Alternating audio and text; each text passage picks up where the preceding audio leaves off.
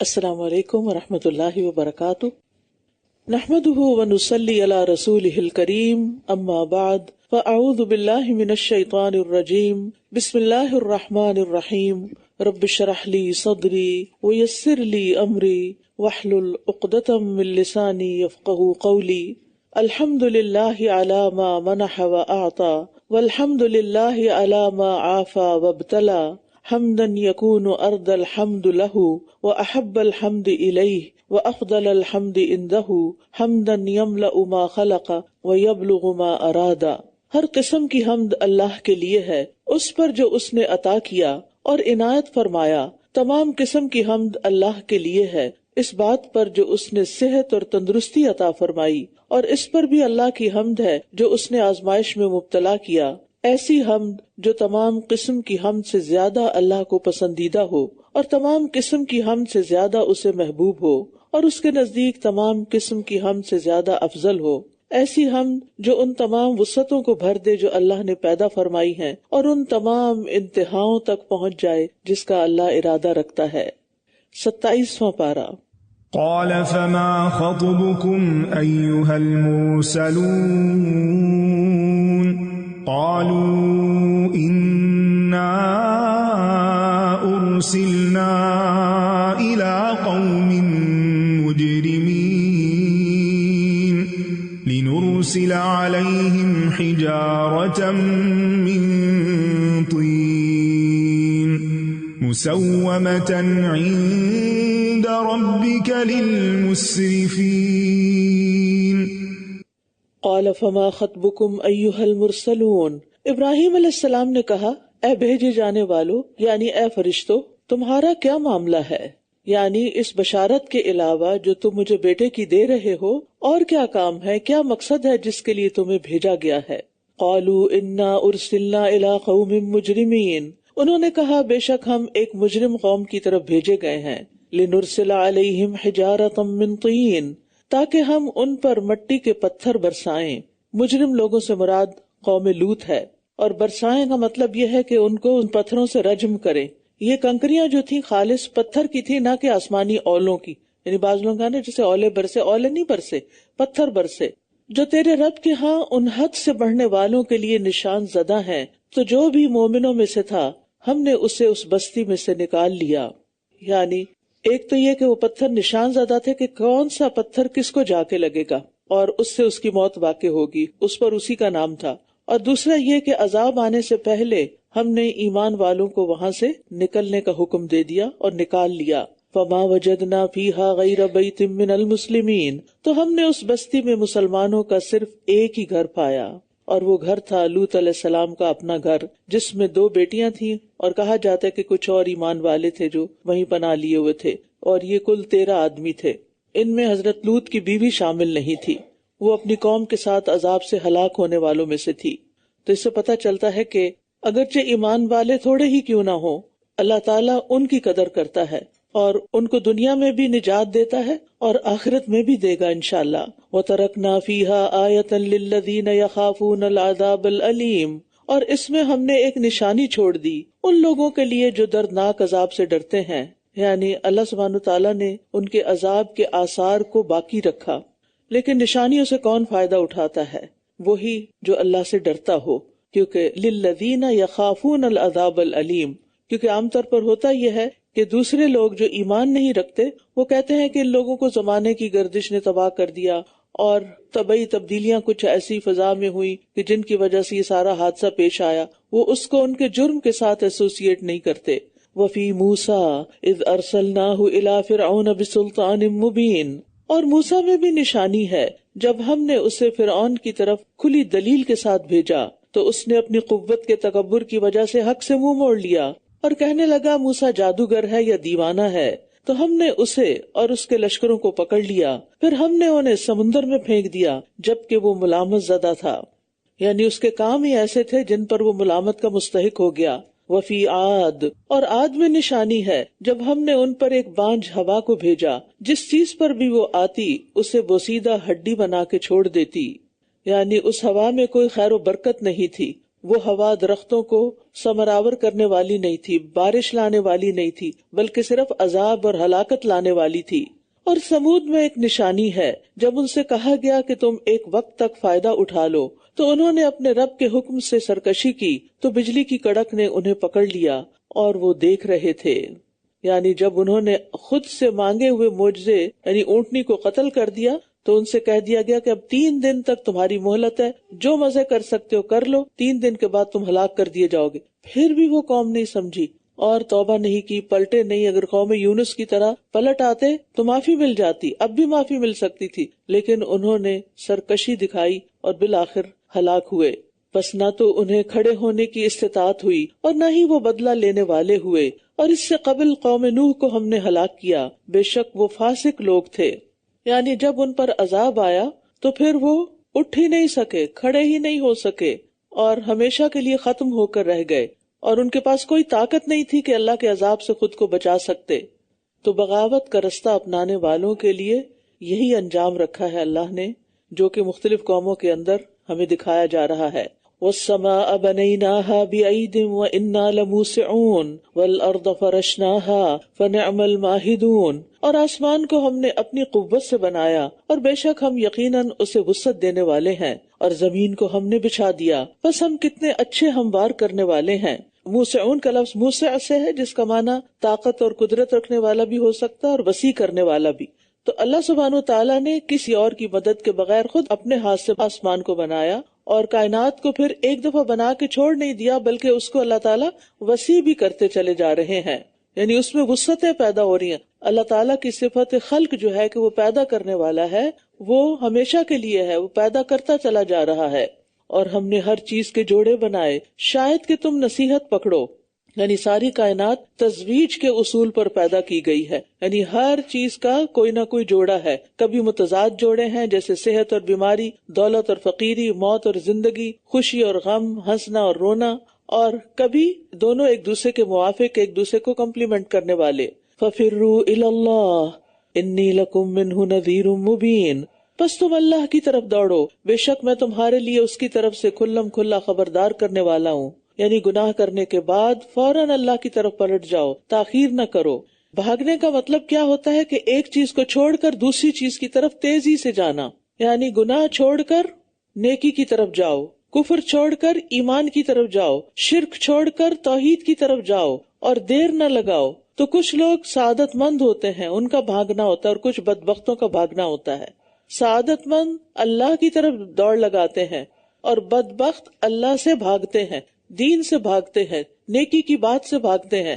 تو مختلف لوگوں کی دوڑ مختلف طرح کی ہوتی ہے، اور کچھ خاص لوگ ہوتے ہیں جو اللہ سبحانہ وتعالیٰ کی طرف دوڑتے ہیں، یعنی یقینی علم حاصل کرتے ہیں، اور علم حاصل کرنے کے بعد عمل میں دوڑ لگاتے ہیں، اور پھر اپنے اندر پر بھی نظر رکھتے ہیں، اپنے باطنی خشوع کی طرف دوڑتے ہیں، اور ذاتی لذتوں سے نکل کر خالص اللہ کی پسند کی طرف، اللہ کی عبادت کی طرف دوڑتے ہیں۔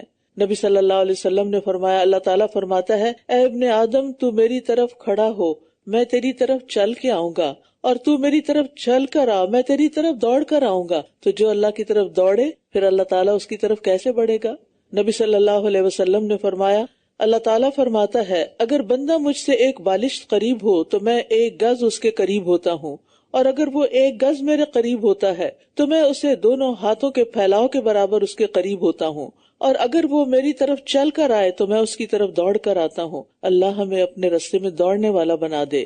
وَلَا تَجْعَلُوا مَعَ اللَّهِ إِلَٰهًا آخَرَ إِنِّي لَكُمْ مِنْهُ نَذِيرٌ مُبِينٌ، اور تم اللہ کے ساتھ کوئی دوسرا معبود نہ بناؤ، بے شک میں تمہیں اس کی طرف سے کھلم کھلا خبردار کرنے والا ہوں، یعنی کھول کھول کر ڈرا رہا ہوں اور خیر خواہی کر رہا ہوں۔ تم اللہ ہی کی طرف رجوع کرو، اسی پر اعتماد کرو، اسی پر بھروسہ کرو، صرف اسی کی عبادت کرو، اس کے ساتھ کسی دوسرے کو شریک نہ کرو، اگر شریک کرو گے تو جنت سے محروم کر دیے جاؤ گے۔ اسی طرح جو رسول بھی ان لوگوں کے پاس آیا جو ان سے پہلے تھے، انہوں نے یہی کہا کہ یہ جادوگر ہے یا مجنون۔ نبی صلی اللہ علیہ وسلم کو تسلی دی جا رہی کہ یہ لقب صرف آپ کو نہیں دیے جا رہے، ہر نبی کو دیے گئے۔ کیا وہ ایک دوسرے کو اس بات کی وصیت کر گئے تھے؟ بلکہ یہ ہے ہی سرکش لوگ، بس آپ ان سے منہ موڑ لیجئے، آپ پر کوئی ملامت نہیں، یعنی آپ اپنا حق ادا کر رہے ہیں، لیکن ان کو ان کے حال پہ چھوڑ دیجئے۔ یوں لگتا ہے جیسے ہر قوم نے دوسری قوم سے کوئی سمجھوتا کر رکھا تھا، کیونکہ انسانوں کی نفسیات ہر دور میں ایک ہی طرح کی رہی ہے۔ وَذَكِّرْ فَإِنَّ الذِّكْرَىٰ تَنفَعُ الْمُؤْمِنِينَ، اور آپ نصیحت کیجئے، بے شک نصیحت مومنوں کو فائدہ دیتی ہے۔ یعنی ہر ایک کو نصیحت سے فائدہ نہیں ہوتا، اور آپ نے یہ تجربہ کیا ہوگا کہ کسی کو آپ اچھی بات بتاتے ہیں تو وہ خوشی سے قبول کرتا ہے، وہ آپ کا شکریہ ادا کرتا ہے، آپ کے لیے واری جاتا ہے کہ اس نے میرے ساتھ اتنی خیر خواہی کی کہ مجھے ایک اچھی بات بتا دی، مجھے میری غلطی بتا دی، مجھے راہ دکھا دی۔ اور کچھ لوگ ایسے ہوتے ہیں کہ آپ ان کو بہت پیار سے، اچھے سے بھی کوئی ایسی بات آرام سے کہیں کہ جو ان کے فائدے کی ہو تو وہ آپ سے برہم ہو جاتے ہیں، ناراض ہو جاتے ہیں، اور آپ سے ملنا جلنا تک چھوڑ دیتے ہیں، آپ سے کترانے لگتے ہیں کہ کہیں یہ دوبارہ ہمیں کوئی نصیحت نہ کرے۔ تو نبی صلی اللہ علیہ وسلم کو یہ بتایا جا رہا ہے کہ آپ نصیحت کرتے رہیے، جو ایمان والے ہوں گے ان کے اندر یہ صلاحیت پیدا کر دے گا اللہ تعالیٰ کہ وہ نصیحت کو قبول کر لے۔ حدیث میں آتا ہے مومن کو اس حال میں پیدا کیا گیا کہ وہ آزمائش میں مبتلا ہونے والا، توبہ کرنے والا اور بھولنے والا ہوتا ہے، جب اسے نصیحت کی جاتی ہے تو وہ نصیحت قبول کرتا ہے۔ وَمَا خَلَقْتُ الْجِنَّ وَالْإِنسَ إِلَّا لِيَعْبُدُونَ، اور جنوں اور انسانوں کو میں نے صرف اپنی عبادت کے لیے پیدا کیا ہے۔ سوال یہ پیدا ہوتا ہے کہ اللہ تعالیٰ تو ساری مخلوق کا خالق ہے، تو صرف جنوں اور انسانوں کا تو نہیں، تو سب کو چھوڑ کے ان دو کو کیوں عبادت کے لیے منتخب کیا گیا؟ تو بات یہ ہے کہ ساری کائنات کے اندر اللہ کی عبادت، تسبیح، اطاعت پروگرام کر دی گئی، وہ آٹو پہ کرے جا رہے ہیں، ان کے پاس چوائس ہی نہیں ہے۔ یہ چوائس جنوں انس کو دی گئی، اب فرشتے بھی عبادت کرتے ہیں، ان کو نہیں کہا جا رہا عبادت کرو، کیونکہ ان کے اندر پروگرامڈ ہے کہ انہوں نے اطاعت کرنی ہے، اللہ کی تسبیح کرنی، دونوں کام کرتے ہیں، کام بھی کرتے ہیں اور تسبیحات بھی کرتے ہیں، سجدے اور رکوع بھی کرتے ہیں۔ لیکن انسان جو ہے اس کو اللہ سبحانہ وتعالیٰ نے آزادی دی ہے، اختیار دیا ہے کہ چاہو تو کرو، چاہو تو نہ کرو۔ وہ بندگی سے منہ بھی موڑ سکتے ہیں اور اللہ کے سوا دوسروں کی بندگی بھی کر سکتے ہیں۔ تو یہاں پر انہیں ریمائنڈر دیا گیا کہ میں نے تمہیں پیدا اس لیے کیا ہے، لہٰذا اس سے نہیں منہ موڑنا۔ اب بات یہ ہے کہ جو شخص غیر اللہ کی عبادت کرتا ہے وہ دراصل اپنی فطرت سے لڑتا ہے، کیونکہ اللہ تعالیٰ نے انسان کی فطرت کے اندر خیر رکھی، نیکی رکھی، اس کو جب بنایا اس کام کے لیے ہے تو اس کو تیار بھی اسی کے لیے کیا۔ جب وہ اس کے خلاف جاتا ہے تو مشقت اٹھاتا ہے، اور جو آزادی انہیں بخشی گئی انسانوں کو اس کا غلط استعمال نہیں کرنا چاہیے بلکہ اللہ تعالیٰ کی اطاعت میں لگانی چاہیے۔ ایک اور چیز یہاں سمجھنے کی ہے کہ عبادت صرف نماز روزے کا نام نہیں، کیونکہ جب لفظ عبادت آتا ہے نا، فلاں بڑا عبادت گزار ہے، تو ہم سمجھتے ہیں بس وہ نماز روزہ کرتا ہے، بس یہی عبادت ہے۔ عبادت جو ہے اس کا معنی اطاعت بھی ہے، یعنی عبادت میں نماز، روزہ، تسبیح، صلاۃ، زکوٰۃ یہ سب شامل ہے، لیکن یہ کمپلیٹ عبادت نہیں ہے، یہ عبادات کا ایک طریقہ ہے۔ توحید کو اپنانا بھی عبادت ہے، اسی لیے ابن عباس اس آیت کا معنی کرتے ہیں الا لیعبدون لیوحدون، کہ لوگ مجھے ایک مانے، یہ بھی عبادت ہے۔ اسی طرح اللہ تعالیٰ کی اطاعت کا ہر کام، ہر قول، ہر فعل وہ سب عبادت قرار پاتا ہے۔ مثلا اس وقت آپ یہاں بیٹھے ہیں تو کیا یہ عبادت ہے یا نہیں؟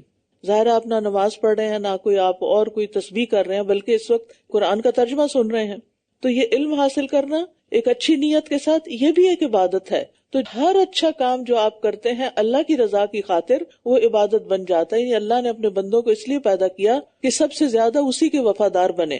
ما اريد منهم من رزق وما اريد ان يطعمون، میں ان سے کوئی رزق نہیں چاہتا اور نہ میں یہ چاہتا ہوں کہ وہ مجھے کھلائیں۔ یہاں رزق کی بات کیوں کی گئی؟ اس لیے کہ انسان نے اپنی زندگی کا مقصد کیا بنا لیا ہے؟ رزق کمانا۔ سب سے زیادہ اس سے فکر کھانے پینے کی ہوتی، کیا بنے گا میرا، کہاں سے کھاؤں گا، کیا کھاؤں گا، کب کھاؤں گا۔ تو بات یہ ہے کہ اللہ سبحانہ تعالیٰ نے یہ ہماری ایک ضرورت رکھی ہے، یہ زندگی کا مقصد نہیں رکھا کہ تم زیادہ سے زیادہ رزق ہی کماتے جاؤ اللہ کی نافرمانی کی قیمت پر، نہیں۔ ان اللہ هو الرزاق ذو القوة المتین، بے شک اللہ ہی خوب رزق دینے والا، بڑی قوت والا، نہایت مضبوط ہے، یعنی کوئی اس کا مقابلہ نہیں کر سکتا۔ اور اسی طرح یہ ہے کہ یعنی اللہ تعالیٰ کی انسانوں اور جنوں سے کوئی غرض نہیں اٹکی ہوئی کہ وہ عبادت کریں گے تو اللہ تعالیٰ کی کائنات چلے گی، اور وہ منہ موڑ لیں گے تو اللہ تعالیٰ کی کوئی قوت نہیں رہے گی۔ اللہ تعالیٰ کسی کی عبادت کا محتاج نہیں، وہ ویسے ہی قوی ہے، المتین ہے۔ یہ انسان کے اپنے فائدے میں ہے کہ وہ اللہ کی عبادت کرے۔ وَإِنَّ لِلَّذِينَ ظَلَمُوا ذَنُوبًا مِثْلَ ذَنُوبِ أَصْحَابِهِمْ فَلَا يَسْتَعْجِلُونَ، تو بے شک جن لوگوں نے ظلم کیا ان کو بھی ان کے ساتھیوں کے مثل عذاب کا حصہ ملے گا، پس وہ مجھ سے جلدی طلب نہ کریں۔ یعنی اپنے ایک وقت مقرر تک جب پہنچیں گے تو ان کی پکڑ آ جائے گی. بس جن لوگوں نے کفر کیا ان کے لیے ہلاکت ہے ان کے اس دن سے جس کا وہ وعدہ دیے جاتے ہیں. سورۃ الطور.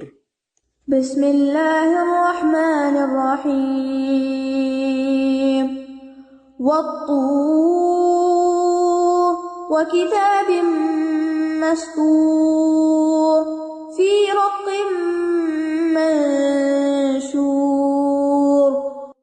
والطور وکتاب مسطور فی رق منشور. قسم ہے طور کی اور لکھی ہوئی کتاب کی کھلے ہوئے ورق میں.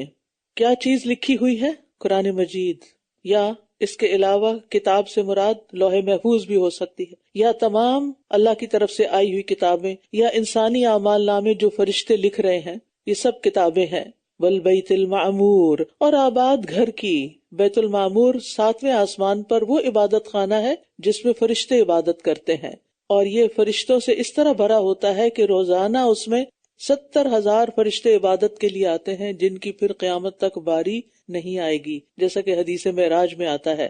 بعض مفسرین نے بیت المعمور سے مراد خانہ کعبہ بھی لیا کیونکہ وہ بھی عبادت کے لیے آنے والے انسانوں سے ہر وقت بھرا رہتا ہے. معمور کا مطلب ہوتا ہے آباد، اور جو عظیم بیت المعمور ہے وہ 7ویں آسمان پر ہے. والسقف المرفوع، اور اونچی اٹھائی ہوئی چھت کی. اس سے مراد آسمان ہے جو زمین کے لیے چھت کی حیثیت رکھتا ہے. والبحر المسجور، اور بھڑکائے ہوئے سمندر کی.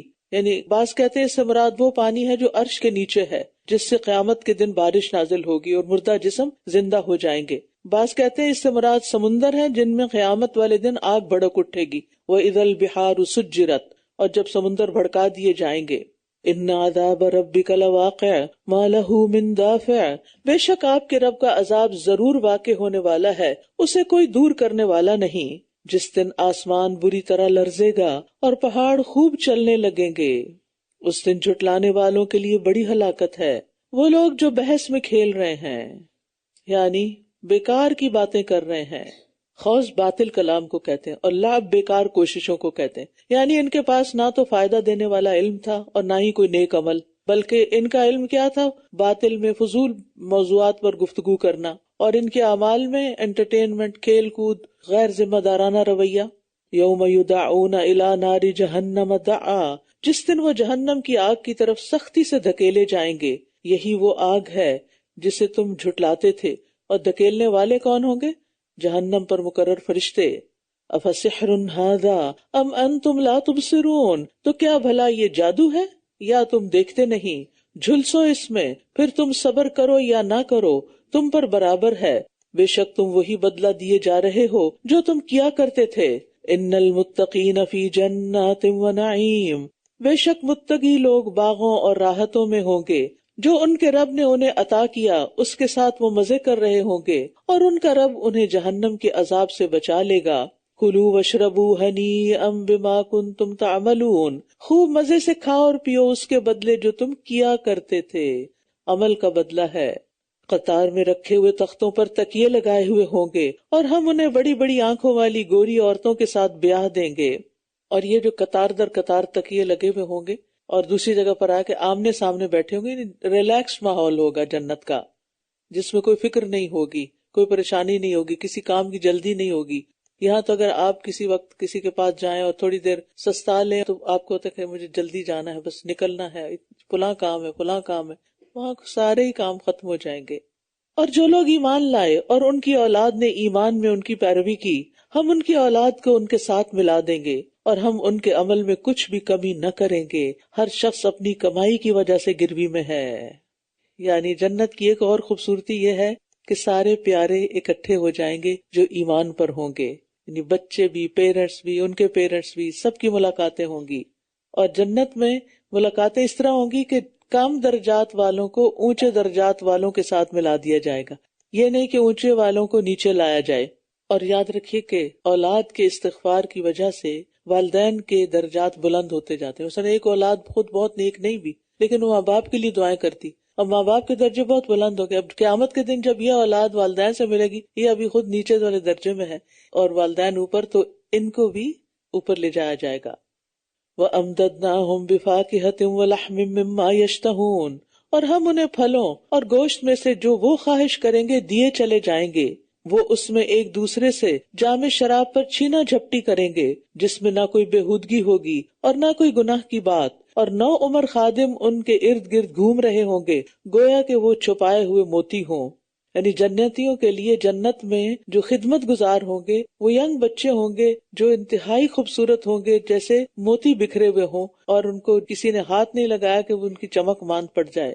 اور وہ ایک دوسرے کی طرف متوجہ ہو کر پوچھیں گے، کہیں گے بے شک ہم اس سے پہلے اپنے گھر والوں میں ڈرنے والے تھے. اللہ اکبر. یعنی آپس میں جنتیوں کی بات چیت، ایک کنورسیشن کا یہاں سیمپل دیا جا رہا ہے.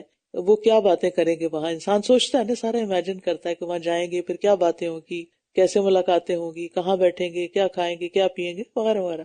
تو جنت والے جب آپس میں بات کریں گے تو وہ ایک دوسرے کو کیا بتائیں گے، ہم اس سے پہلے اپنے گھر والوں میں ڈرتے ہوئے رہتے تھے.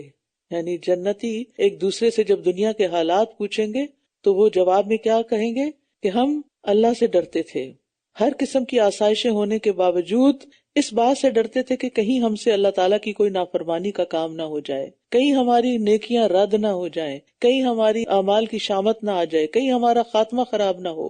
اور فی اہلنا، خاص طور پر یہ بھی کہا جا سکتا ہم دنیا میں ڈرتے ہوئے رہتے تھے، نہیں، فی اہلنا، اپنے گھر والوں میں. یعنی اس کا ایک معنی یہ بھی ہے کہ گھر والوں کے اندر ہوتے ہوئے بھی ہم اللہ سے ڈر کے ایک دوسرے کے ساتھ معاملہ کرتے تھے، اور یہ بھی کہ اپنے گھر والوں کے بارے میں بھی ڈرتے تھے. فی اہلنا یعنی ان کے بارے میں کہ کہیں یہ اللہ کی نافرمانی کے نتیجے میں جہنم کا ایندھن نہ بن جائیں، اور کہیں راہ راست سے نہ بھٹک جائیں، اور کہیں کسی غلط کام میں ہم سب نہ پڑ جائیں.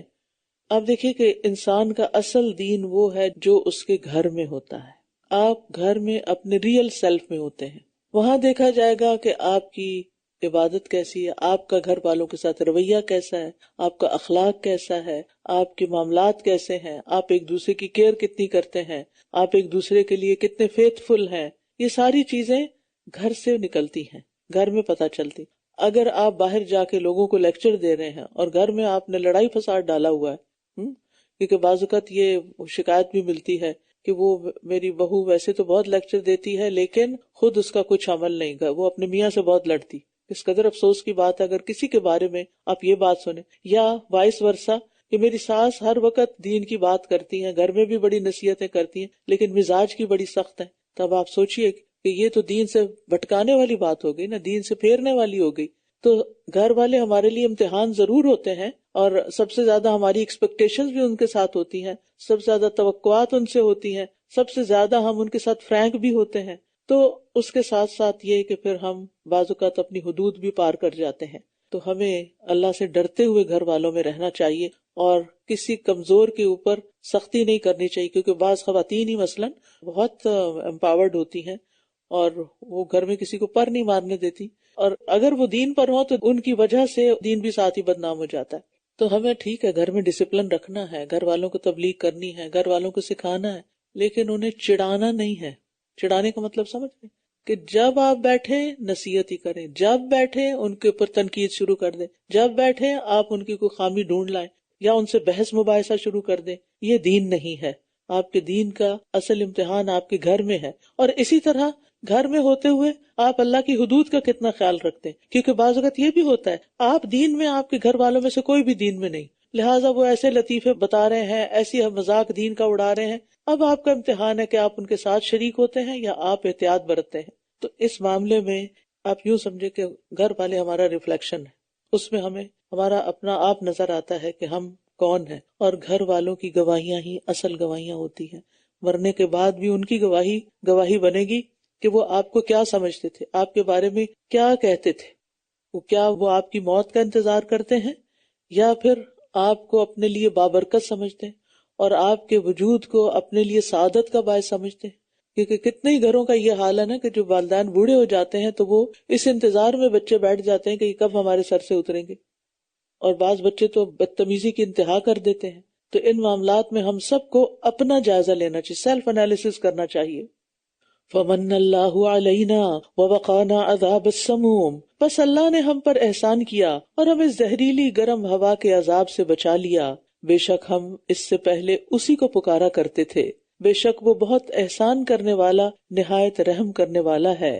یعنی جنتی دنیا میں رہتے ہوئے، اپنے گھر والوں میں ہوتے ہوئے، کمفرٹیبل لائف گزارتے ہوئے اللہ کے عذاب سے بچنے کا اہتمام کرتے رہے. کیونکہ انسان کو جس چیز کا ڈر ہوتا ہے نا، پھر اس سے بچنے کے لیے وہ بھاگ دوڑ بھی کرتا ہے. اور پھر اخلاص کے ساتھ دعائیں صرف اللہ سے. فذکر فما انت بنعمت ربک بکاہن ولا مجنون. بس آپ نصیحت کیجئے، آپ اپنے رب کے فضل سے نہ تو کاہن ہیں اور نہ ہی مجنون ہیں. یا یہ کہتے ہیں کہ یہ ایک شاعر ہے جس کے بارے میں ہم گردش زمانہ کا انتظار کر رہے ہیں. کہہ دیجئے انتظار کرو، بے شک میں بھی تمہارے ساتھ انتظار کرنے والوں میں سے ہوں. کیا ان کی عقلیں انہیں اس بات کا حکم دیتی ہیں، یا یہ ہیں ہی سرکش لوگ؟ یا یہ کہتے ہیں کہ اس نے یہ خود گھڑ لیا ہے، بلکہ یہ لوگ ایمان نہیں لاتے. بس چاہیے کہ یہ اس جیسی کوئی ایک بات ہی لے آئیں اگر یہ سچے ہیں. کیا یہ کسی چیز کے بغیر پیدا کیے گئے، یا یہ خود ہی خالق ہیں؟ کیا انہوں نے آسمانوں اور زمین کو پیدا کیا ہے؟ بلکہ یہ لوگ یقین نہیں رکھتے. کس بات کا یقین؟ کہ اللہ ہی خالق ہے، اللہ ہی نے سب کچھ کیا ہے. یہ تو خود اپنے بھی خالق نہیں. جس انسان نے خود اپنے آپ کو نہیں بنایا، وہ کسی اور کو کیا بنائے گا؟ کیا ان کے پاس آپ کے رب کے خزانے ہیں، یا یہ ان پر نگران بنائے گئے ہیں؟ کیا ان کے پاس کوئی سیڑھی ہے جس پر یہ عالم بالا کی باتیں سن سکتے ہوں، یعنی جو وحی آ رہی ہے؟ بس چاہیے کہ ان کا سننے والا کوئی واضح دلیل لائے. کیا اس کے لیے بیٹیاں ہیں اور تمہارے لیے بیٹے؟ کیا آپ ان سے کوئی اجرت مانگتے ہیں تو یہ اس تاوان سے بوجھل ہیں؟ کیا ان کے پاس غیب کا علم ہے جسے یہ لکھ رہے ہیں؟ کیا یہ کوئی چال چلنے کا ارادہ رکھتے ہیں؟ تو جنہوں نے کفر کیا وہ خود ہی چال میں آنے والے ہیں. یعنی بری چالیں اپنے چلنے والوں کی طرف ہی پلٹتی ہیں. وَلَا يَحِيقُ الْمَكْرُ السَّيِّئُ إِلَّا بِأَهْلِهِ. کیا ان کا اللہ کے سوا کوئی اور معبود ہے؟ پاک ہے اللہ ان ہستیوں سے جنہیں وہ اس کا شریک ٹھہراتے ہیں. اور اگر یہ آسمان سے کوئی ٹکڑا گرتا دیکھیں تو یہی کہیں گے یہ تو تہ بتہ بادل ہیں. بس آپ انہیں چھوڑ دیجئے یہاں تک کہ یہ اپنے اس دن کو جا ملے جس میں یہ بے ہوش کر دیے جائیں گے، جس دن ان کی چال ان کے کچھ بھی کام نہ آئے گی اور نہ یہ مدد کیے جائیں گے. اور جن لوگوں نے ظلم کیا ان کے لیے اس سے پہلے بھی ایک عذاب ہے، لیکن ان کے اکثر علم نہیں رکھتے. یعنی دنیا کے امتحان اور عذاب اور تکلیفیں آخرت کے عذاب سے پہلے، لیکن اکثر علم نہیں رکھتے کہ یہ مصیبت ہم پہ کیوں آئی، اس کی وجہ کیا ہے. حدیث میں آتا ہے کہ منافق جب بیمار ہو کر صحت مند ہو جاتا ہے تو اس کی مثال اونٹ کی سی ہے. وہ نہیں جانتا کہ اسے کیوں رسیوں سے باندھا گیا اور کیوں کھلا چھوڑ دیا گیا. تو منافق کو بھی نہیں پتا چلتا کہ اس پر کوئی مصیبت آزمائش کیوں آئی اور کیوں چلی گئی، وہ اس کو نارمل لیتا ہے. وَاصْبِرْ لِحُكْمِ رَبِّكَ. اور آپ اپنے رب کا حکم آنے تک صبر کیجئے، بے شک آپ ہماری نگاہوں کے سامنے ہیں. اور اپنے رب کی حمد کے ساتھ تسبیح کیجئے جب آپ کھڑے ہوتے ہیں، اور رات کو اور ستاروں کے پلٹنے کے بعد بھی اس کی تسبیح کیجئے. وَإِدْبَارِ النُّجُومِ. یعنی ستارے جب غروب ہو جائیں، ستارے جب پلٹ جائیں. اور یہ کون سا وقت ہے؟ فجر کے وقت، یعنی دن آ رہا ہوتا ہے اور رات جا رہی ہوتی ہے. کیونکہ صبح کی نماز کا وقت در حقیقت ستاروں کے پیٹ پھیر کر چلے جانے کا وقت ہے. اور یعنی ستاروں کے پلٹ جانے کے بعد بھی تسبیح کیجئے. اس سے بعض علماء نے مراد فجر کی سنتیں لی ہیں. حضرت عائشہ کہتی ہیں کہ میں نے رسول اللہ صلی اللہ علیہ وسلم کو کسی نفل کی ادائیگی کے لیے، سنت کو نفل بھی کہتے ہیں کیونکہ نفلی عبادت ایک فرض ہوتا ہے ایک نفل ہوتا ہے، پھر اس کی کیٹیگریز کی ہوئی ہیں، واجب ہے، سنت ہے. وہ کہتی ہے کہ میں نے رسول اللہ صلی اللہ علیہ وسلم کو کسی نفل کی ادائیگی کے لیے اتنی جلدی کرتے نہیں دیکھا جتنی جلدی آپ نماز فجر سے پہلے 2 رکعتوں کے لیے کیا کرتے تھے. رسول اللہ صلی اللہ علیہ وسلم نے فرمایا جو شخص 2 ٹھنڈی نمازیں فجر اور عصر پڑھے گا وہ جنت میں داخل ہوگا. یعنی ان سنتوں کی بڑی اہمیت ہے اور آپ نے یہ سنتیں کبھی سفر میں بھی نہیں چھوڑی تھی. سورۃ النجم. بسم اللہ الرحمن الرحیم. والنجم اذا هوى ما ضل صاحبكم وما غوى وما ينطق عن الهوى إن هو إلا وحي يوحى علمه شديد القوى. بسم اللہ الرحمن الرحیم.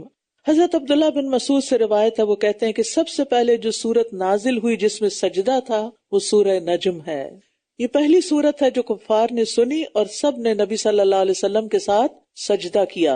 سجدہ تلاوت مستحب ہے حضرت زید بن ثابت کہتے ہیں میں نے اس سورت کی تلاوت آپ کے سامنے کی، آپ نے اس میں سجدہ نہ کیا۔ اس کا مطلب یہ ہوا کہ سجدہ کرنا مستحب ہے، فرض نہیں ہے۔ اگر کبھی چھوڑ بھی دیا جائے تو گناہ نہیں ہے، لیکن کرنا پسندیدہ ہے۔ ہر سجدے سے ایک درجہ ہی بڑھتا ہے نا، تو اس لیے حریص رہا کریں۔ یہ نہیں کہ آج اگر آپ کو پتہ چل گیا کہ مستحب ہے تو کہیں چلو اب چھٹی ہوئی، اب تو کبھی کرنا ہی نہیں۔ لوگوں کو پتہ نہیں یہ سجدہ کیوں مشکل لگتا ہے۔ وَالنَّجْمِ إِذَا هَوَىٰ مَا ضَلَّ صَاحِبُكُمْ وَمَا غَوَىٰ، قسم ہے ستارے کی جب وہ گرتا ہے، تمہارا ساتھی نہ راہ بھولا ہے اور نہ وہ بہکا ہے۔ ستارے کے گرنے سے مراد اس کا غائب ہونا ہے، یعنی سورت کا اصل موضوع کیا ہے؟ نبی صلی اللہ علیہ وسلم کی رسالت کو ثابت کرنا۔ اس لیے شروع میں ہی بتایا گیا کہ یہاں پر یعنی جب ستارے غروب ہوئے، ستارے چلے گئے تو صبح طلوع ہوئی، یعنی دور جاہلیت جا رہا ہے اور نبی صلی اللہ علیہ وسلم سراج منیر بن کر آ رہے ہیں۔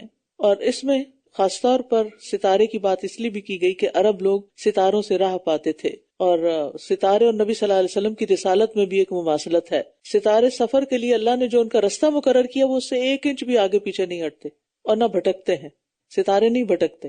اسی طرح یہ اگلی آیت میں آتا نا کہ آپ نہ راستہ بھولے نہ بھٹکیں، یعنی آپ بھی اپنے مشن پر بالکل درست جا رہے ہیں۔ اور یہاں نبی صلی اللہ علیہ وسلم کو صاحب کہا گیا کہ یہ تمہارے ساتھ رہنے والے ہیں، تمہیں ان کے اخلاق کا پتہ ہے، ان کی صداقت کا پتہ ہے، امانت کا پتہ ہے، انہوں نے کبھی کسی کو دھوکہ نہیں دیا، کبھی جھوٹ نہیں بولا، تو آج تمہارے سامنے دین کا پیغام پہنچاتے ہوئے یہ کیوں جھوٹ بولیں گے؟ وَمَا يَنطِقُ عَنِ الْهَوَىٰ إِنْ هُوَ إِلَّا وَحْيٌ يُوحَىٰ، اور نہ وہ اپنی خواہش سے بولتا ہے، یہ تو ایک وحی ہے جو اتاری جاتی ہے۔ یعنی نبی صلی اللہ علیہ وسلم اپنی مرضی اور خواہش کی باتیں نہیں کرتے، بلکہ یہ وحی کے ذریعے آئی ہوئی سچی خبریں تمہیں پہنچاتے ہیں جن میں کوئی شک نہیں۔ یاد رکھیے سنت بھی قرآن کی طرح نازل ہوتی تھی۔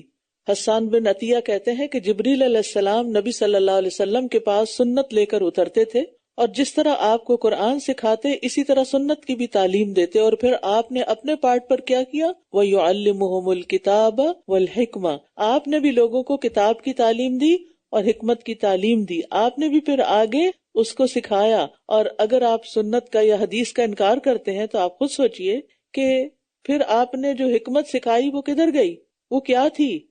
اس کا مطلب دین کا کچھ حصہ لاسٹ ہو گیا، اس کی ضرورت نہیں ہمیں؟ نہیں، اسے محفوظ کیا گیا حدیث کی شکل میں۔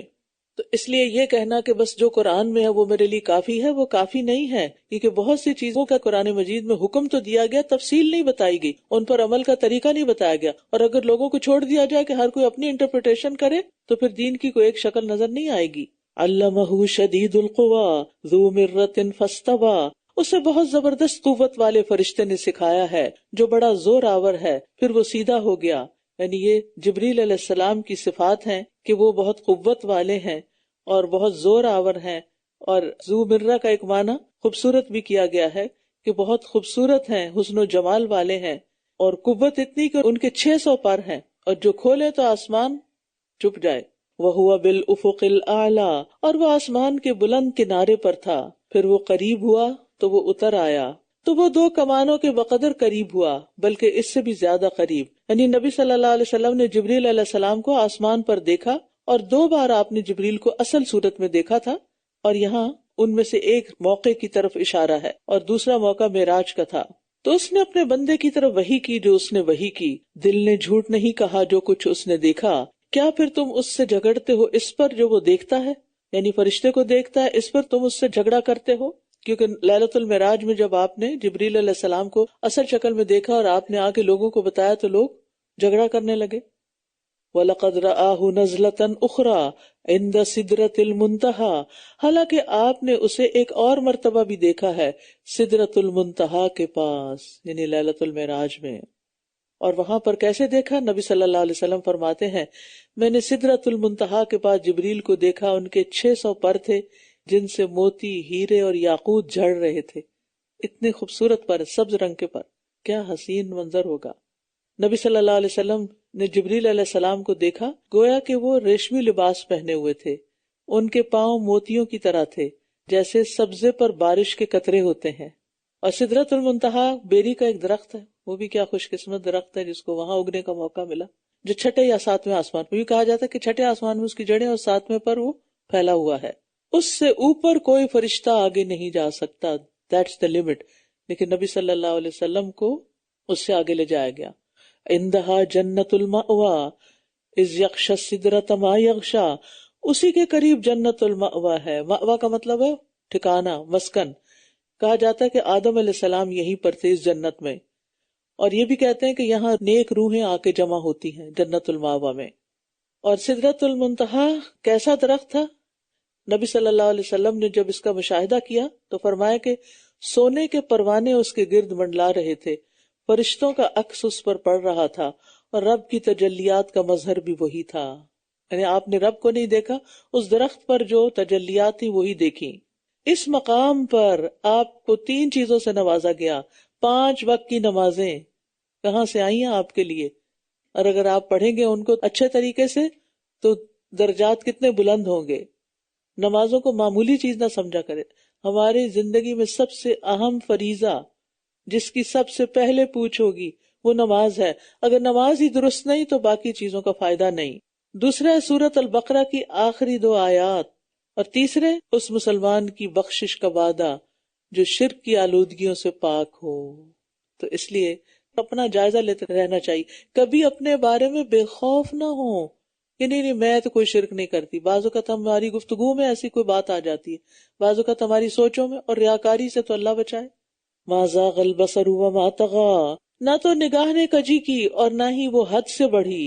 یقیناً اس نے اپنے رب کی کچھ بڑی بڑی نشانیاں دیکھی، یعنی معراج کے موقع پر. افرأیتم اللات والعزی، کیا پھر تم نے لات اور عزیٰ کو دیکھا، اور ایک اور تیسری دیوی منات کو؟ کیا تمہارے لیے لڑکے ہیں اور اس کے لیے لڑکیاں؟ تب تو یہ ایک بڑی ناانصافی کی تقسیم ہے.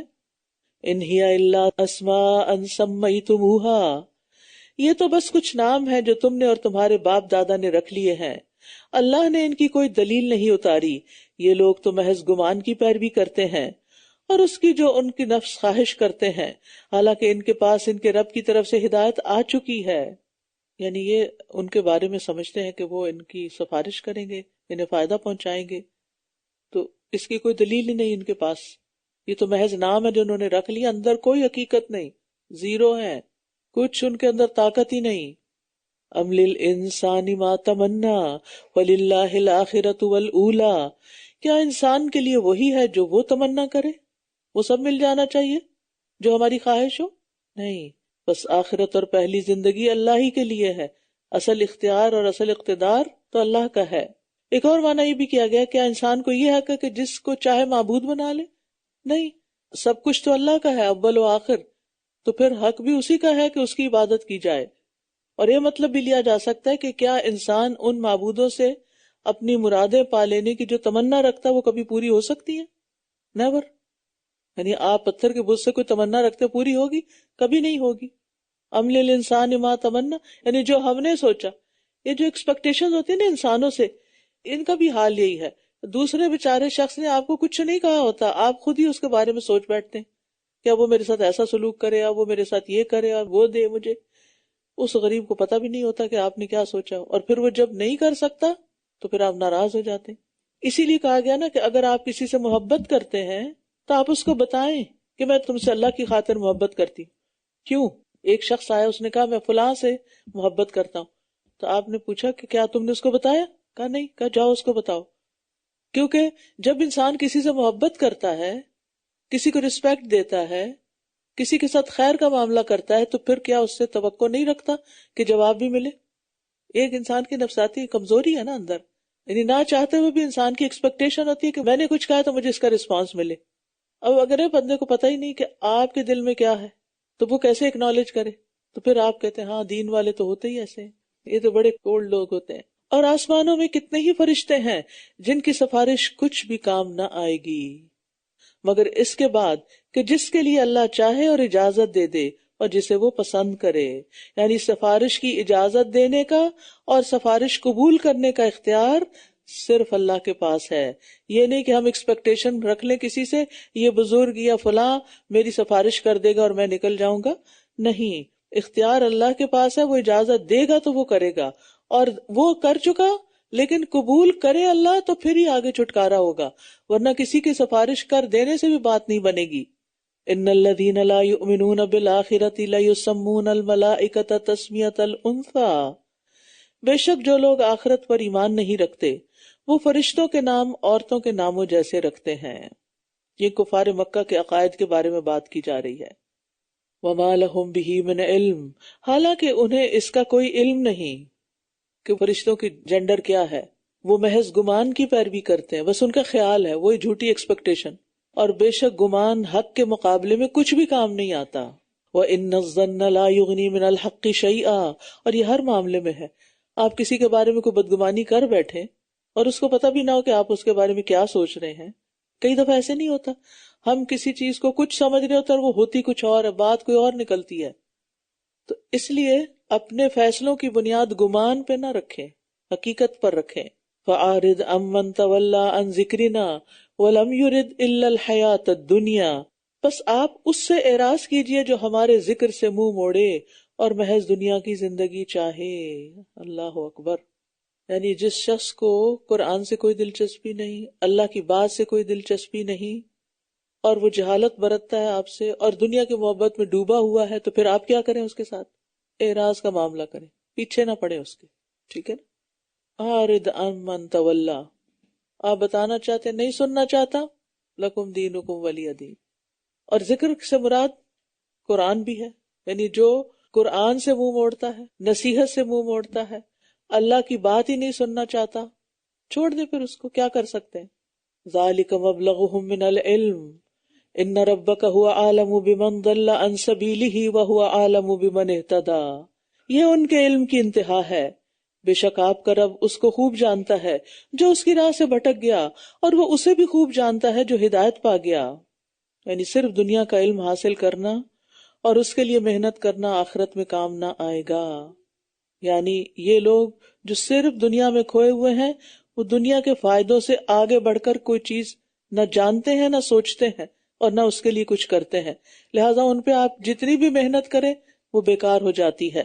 وَلِلَّهِ مَا فِي السَّمَاوَاتِ وَمَا فِي الْأَرْضِ، اور اللہ ہی کا ہے جو کچھ آسمانوں میں ہے اور جو کچھ زمین میں، تاکہ وہ ان لوگوں کو جنہوں نے برے اعمال کیے سزا دے اور جن لوگوں نے اچھے عمل کیے ان کو بہترین بدلہ دے۔ الَّذِينَ يَجْتَنِبُونَ كَبَائِرَ الْإِثْمِ وَالْفَوَاحِشَ إِلَّا اللَّمَمَ، وہ لوگ جو کبیرہ گناہوں اور بے حیائی کے کاموں سے اجتناب کرتے ہیں سوائے صغیرہ گناہوں کے، بے شک آپ کا رب وسیع مغفرت والا ہے، تو وہ صغیرہ معاف کر دے گا۔ وہ تمہیں خوب جانتا ہے جب اس نے تمہیں زمین سے پیدا کیا اور جب تم اپنی ماں کے پیٹوں میں ابھی جنین ہی تھے، فیٹس تھے، بس تم اپنے نفسوں کو پاک نہ ٹھہراؤ، وہ خوب جانتا ہے کس نے تقوی اختیار کیا۔ تو لمم سے مراد صغیرہ گناہ ہے۔ لمم عربی میں کسی چیز کی چھوٹی مقدار کو کہتے ہیں، تھوڑی سی، یعنی آدمی کسی بڑے گناہ کی طرف جا رہا ہو اور رک جائے، یا کسی گناہ میں تھوڑا سا انوالو ہوا ہی تھا کہ باز آ گیا، یا خیال اور خواہش کی تھی، ارادہ کیا لیکن کوئی عملی اقدام نہیں کیا۔ اور کبیرہ گناہ وہ ہوتا ہے جسے کتاب و سنت کی کسی نص نے حرام قرار دیا، نص صریح نے، یا اللہ اور اس کے رسول نے اس کے لیے دنیا میں کوئی سزا مقرر کی ہو، یا اس پر آخرت میں عذاب کی کوئی وعید سنائی گئی ہو، یا اس کے مرتکب پر کوئی لعنت کی گئی ہو، یا اس کے مرتکبین پر نزول عذاب کی خبر دی گئی ہو، یہ کبیرہ گناہ ہوتے ہیں۔ کیا آپ نے اس کو دیکھا جو منہ موڑ گیا اور اس نے تھوڑا سا دیا اور پھر رک گیا؟ کیا اس کے پاس غیب کا علم ہے کہ وہ دیکھ رہا ہے؟ کیا وہ اس بات کی خبر نہیں دیا گیا جو موسیٰ کے صحیفوں میں ہے اور ابراہیم کے صحیفوں میں جس نے خوب وعدہ وفا کیا؟ یہ کہ کوئی بوجھ اٹھانے والا کسی دوسرے کا بوجھ نہ اٹھائے گا، اور یہ کہ انسان کے لیے وہی کچھ ہے جس کی اس نے کوشش کی، جس سے پتہ چلتا ہے کہ ہر انسان اپنے کیے کا خود ذمہ دار ہے، اپنے کام کی گناہ کی ذمہ داری دوسرے پہ نہیں ڈالی جا سکتی، اور دوسرا اس کو لے بھی نہیں سکتا کہ کسی کی جگہ کوئی اور سزا پائے۔ اہم ترین بات یہ ہے کہ جس طرح کوئی کسی دوسرے کے گناہ کا ذمہ دار نہیں، اسی طرح اسے آخرت میں اجر بھی ان چیزوں کا ملے گا جن میں اس کی اپنی محنت ہوگی، کسی اور کا کام نہیں ہوگا۔ وَأَنَّ سَعْيَهُ سَوْفَ يُرَىٰ، اور یہ کہ اس کی کوشش ان قریب دیکھی جائے گی، قیامت کے دن انسانوں کی محنت اور کوشش دیکھی جائے گی، پھر اسے پورا پورا بدلہ دیا جائے گا، اور یہ کہ آپ کے رب ہی کی طرف آخر پہنچنا ہے۔ یعنی دنیا میں اس نے اچھا یا برا جو بھی کیا، چھپ کے یا سامنے، قیامت کے دن سامنے آ جائے گا اور اس پر اسے پوری جزا ملے گی۔ اور یہ کہ اسی نے ہنسایا اور اسی نے رلایا، اور یہ کہ اسی نے موت دی اور اسی نے زندگی دی، اور یہ کہ اسی نے نر اور مادہ کا جوڑا پیدا کیا ایک نطفے سے جب وہ رحم میں ٹپکایا جاتا ہے، اور یہ کہ دوسری پیدائش بھی اسی کے ذمہ ہے، اور یہ کہ وہی ہے جس نے مالدار کیا اور خزانے والا بنایا، اور یہ کہ وہی شعرا ستارے کا رب ہے۔ یعنی ایک تو ایک رزق کی تقسیم اللہ نے اپنے ذمہ لی ہوئی ہے، اور مرنے کے بعد پیدا بھی کرے گا، اور پھر ستارے کا رب۔ وہ کیوں؟ عرب قبائل اس شعرا کو پوچھتے تھے، اس لیے بتایا نہیں یہ رب نہیں ہے، جس نے اس کو بنایا ہے وہ اصل رب ہے۔ اور یہ کہ وہی ہے جس نے عاد اولا کو ہلاک کیا اور سمود کو بھی، پھر کسی کو باقی نہ چھوڑا، اور ان سے پہلے قوم نوح کو، بے شک وہ بہت ظالم اور بہت سرکش تھے، اور الٹی ہوئی بستی کو گرا مارا قوم لوط کی، تو اسے ڈھانپ لیا جس نے ڈھانپ لیا، پس اپنے رب کی کون کون سی نعمتوں پر تم شک کرو گے۔ یہ رسول پہلے خبردار کرنے والوں میں سے ایک خبردار کرنے والا ہے، نزدیک آنے والی نزدیک آ گئی، اللہ کے سوا اسے کوئی ہٹانے والا نہیں۔ کیا پھر تم اس بات پر تعجب کرتے ہو اور تم ہنستے ہو اور روتے نہیں ہو، اور تم غفلت برتتے ہو؟ فاسجدوا للہ واعبدوا، پس اللہ کو سجدہ کرو اور اسی کی عبادت کرو۔ یعنی نماز کی بجائے خالی سجدے کا حکم دیا، کیونکہ یہ نماز کا مغز ہے، ایک سینٹرل پوائنٹ ہے۔ یعنی نماز میں خشوع چاہیے نا، اور سب سے زیادہ خشوع کہاں ہوتا ہے؟ جب انسان پوری طرح دنیا سے کٹ جاتا ہے اور زمین پر سر رکھ دیتا ہے۔ سورۃ القمر۔ بسم اللہ الرحمن الرحیم۔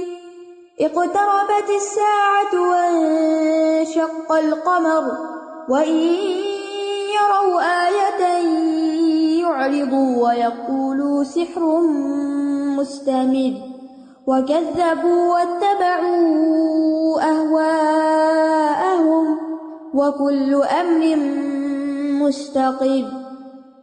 یہ بھی ان صورتوں میں سے ہے جنہیں رسول اللہ صلی اللہ علیہ وسلم نماز عید میں پڑھا کرتے تھے۔ بسم اللہ الرحمن الرحیم۔ اقتربت الساعة وانشق القمر، قیامت قریب آ گئی اور چاند شق ہو گیا۔ یعنی جو چیز آ رہی ہو وہ قریب ہی ہوتی ہے، چاہے 1400 سال گزر گئے اس آیت کو نازل ہوئے، لیکن آخرت کے مقابلے میں یہ دنیا کی زندگی صبح یا شام کا کچھ حصہ ہے۔ اور چاند شک ہو گیا، یہ بھی قیامت کی نشانیوں میں سے ہے، یعنی یہ وہ معجزہ ہے جو اہل مکہ کے مطالبے پر دکھایا گیا۔ چاند کے 2 ٹکڑے ہوئے، حتیٰ کہ لوگوں نے ہرا پہاڑ کو اس کے درمیان دیکھا، ایک ٹکڑا پہاڑ کی اس طرف گیا اور ایک ٹکڑا اس طرف، اور یہ معجزہ نبی صلی اللہ علیہ وسلم کے زمانے میں ہوا، اور صحیح سند سے اس کی اوتھینٹسٹی پتہ چلتی ہے۔ وَكَذَّبُوا وَاتَّبَعُوا أَهْوَاءَهُمْ وَكُلُّ أَمْرٍ مُسْتَقِرٌ، اور انہوں نے جھٹلا دیا اور اپنی خواہشات کی پیروی کی، اور ہر کام کا ایک وقت مقرر ہے۔ وَكُلُّ أَمْرٍ مُسْتَقِرٌ، اچھا کام ہو یا برا، ہر ایک چیز کا ایک وقت، ایک نتیجہ نکلنے کا ایک وقت مقرر ہے۔ اگر دنیا میں نہ بھی نتیجہ سامنے آئے تو آگے تو آئے گا ہی آئے گا۔